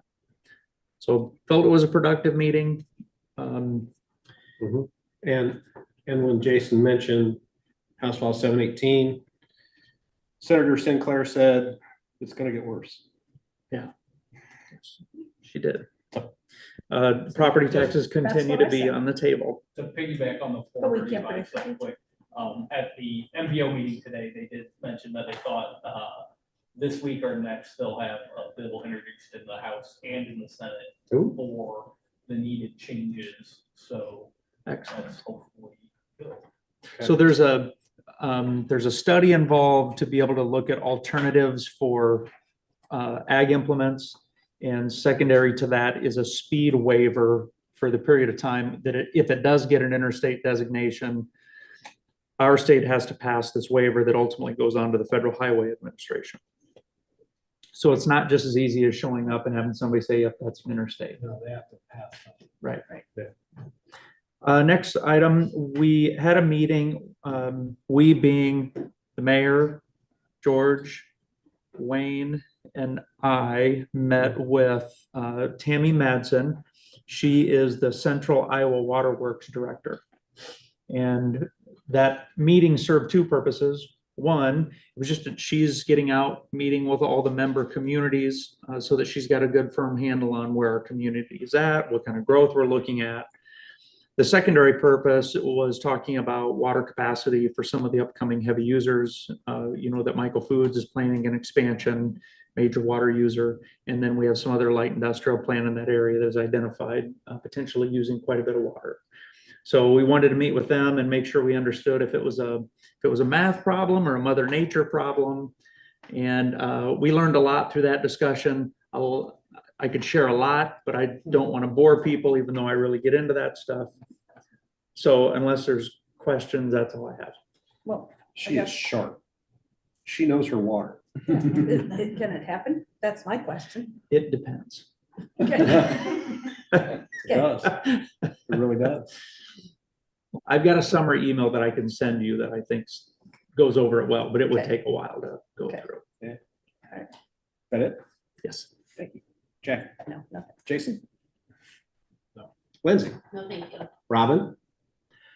Jean? No, thank you. Holly? No, thank you. All right, Jean. Chief? Tony online? Tony? I'm here. Just quickly, North River Interceptor Sewer Project is under construction. And we'll be bidding the Main Street Water Main Replacement Project this month on February 27th. That's it. Thank you very much. Chief. A couple of things. Congratulations to Katie Lidkey, 170-pound junior who qualified for Girls State Wrestling Tournament. Which she did started not- today? She wrestled today, but she did not move on until tomorrow, but we're still proud of her for qualifying. Yeah. I have been accepted into the Executive Fire Officer Program at the National Fire Academy. Nice. That's a prestigious federally funded program that's offered at the National Fire Academy. And since 1987, there's only been 76 graduates from the state of Iowa. So I'm really honored to be chosen this year. Fantastic. Good. I'm sorry you had to toot your own horn. Congratulations. Yes. That's really great. Thank you. Yeah. And I would be remiss if I didn't let everybody know that we did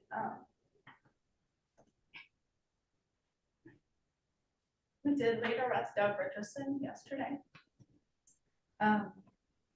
He died unexpectedly at home from a medical emergency on the 28th of January.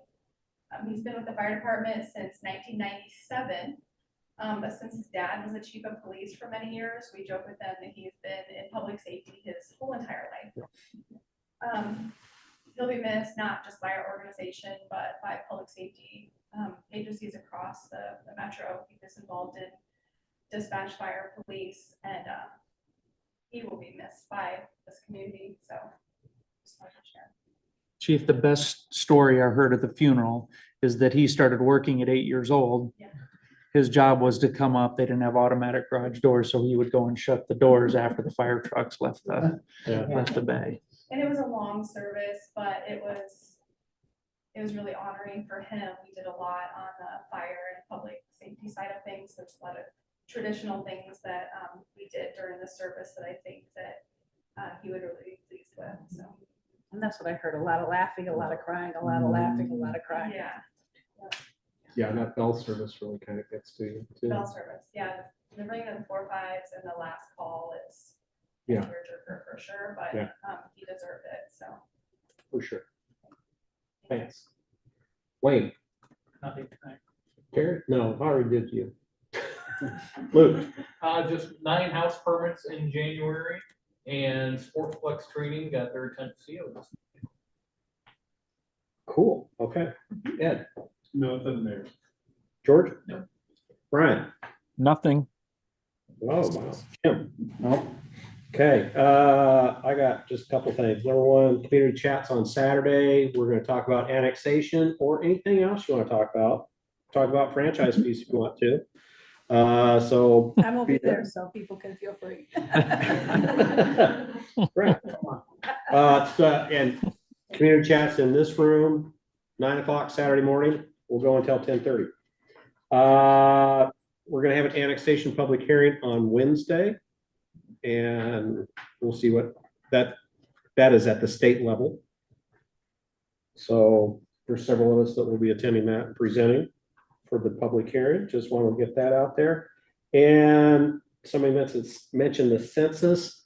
We have Luke set up, or Doug set up a meeting with us. We sent letters to the census and to all of our legislative representatives in Washington, D.C., saying that we do not think it's right and we would like a refund. And Miller Meeks's rep here in Iowa reached out and wants to meet. Doug Stout. Doug Stout, Yep. yes. Mhm. So we're going to do that meeting and we'll see what happens from there. Excellent. It was matched. Ty communicated with her counterparts that there's other metro communities that are facing the exact same issue. Yes. So, and I told Ty to encourage the communications people at those other communities to send letters. So, all right. That is all I have. So item number 10 is a closed session pursuant to Iowa Code Section 20.17.3 to discuss labor negotiations for Public Works Bargaining Unit Agreement. Jim, is this valid reason to go in closed session? Yes, it is. So can I get a motion to go in closed session? And a second? Second. Motion by Livingston, seconded by Brown. Lindsay, would you please call roll? Councilmember Livingston. Yes. Minneke. Yes. Baker. Yes. Brown. Yes. Cool. Yes. All right, motion carries. It is 8:22 and we're gonna recess just for a couple minutes while folks leave. Thanks, everyone. Thank you, everybody. Thanks for going. What was when she mentioned the TIF thing? What did she mean by the TIF? This had been. I said it was a nice turnout. That's probably before I moved. It's probably 20 years. Yeah. I think I'm going away. Okay, now I know. That's the whole reason. Have a good night. Are we not recording?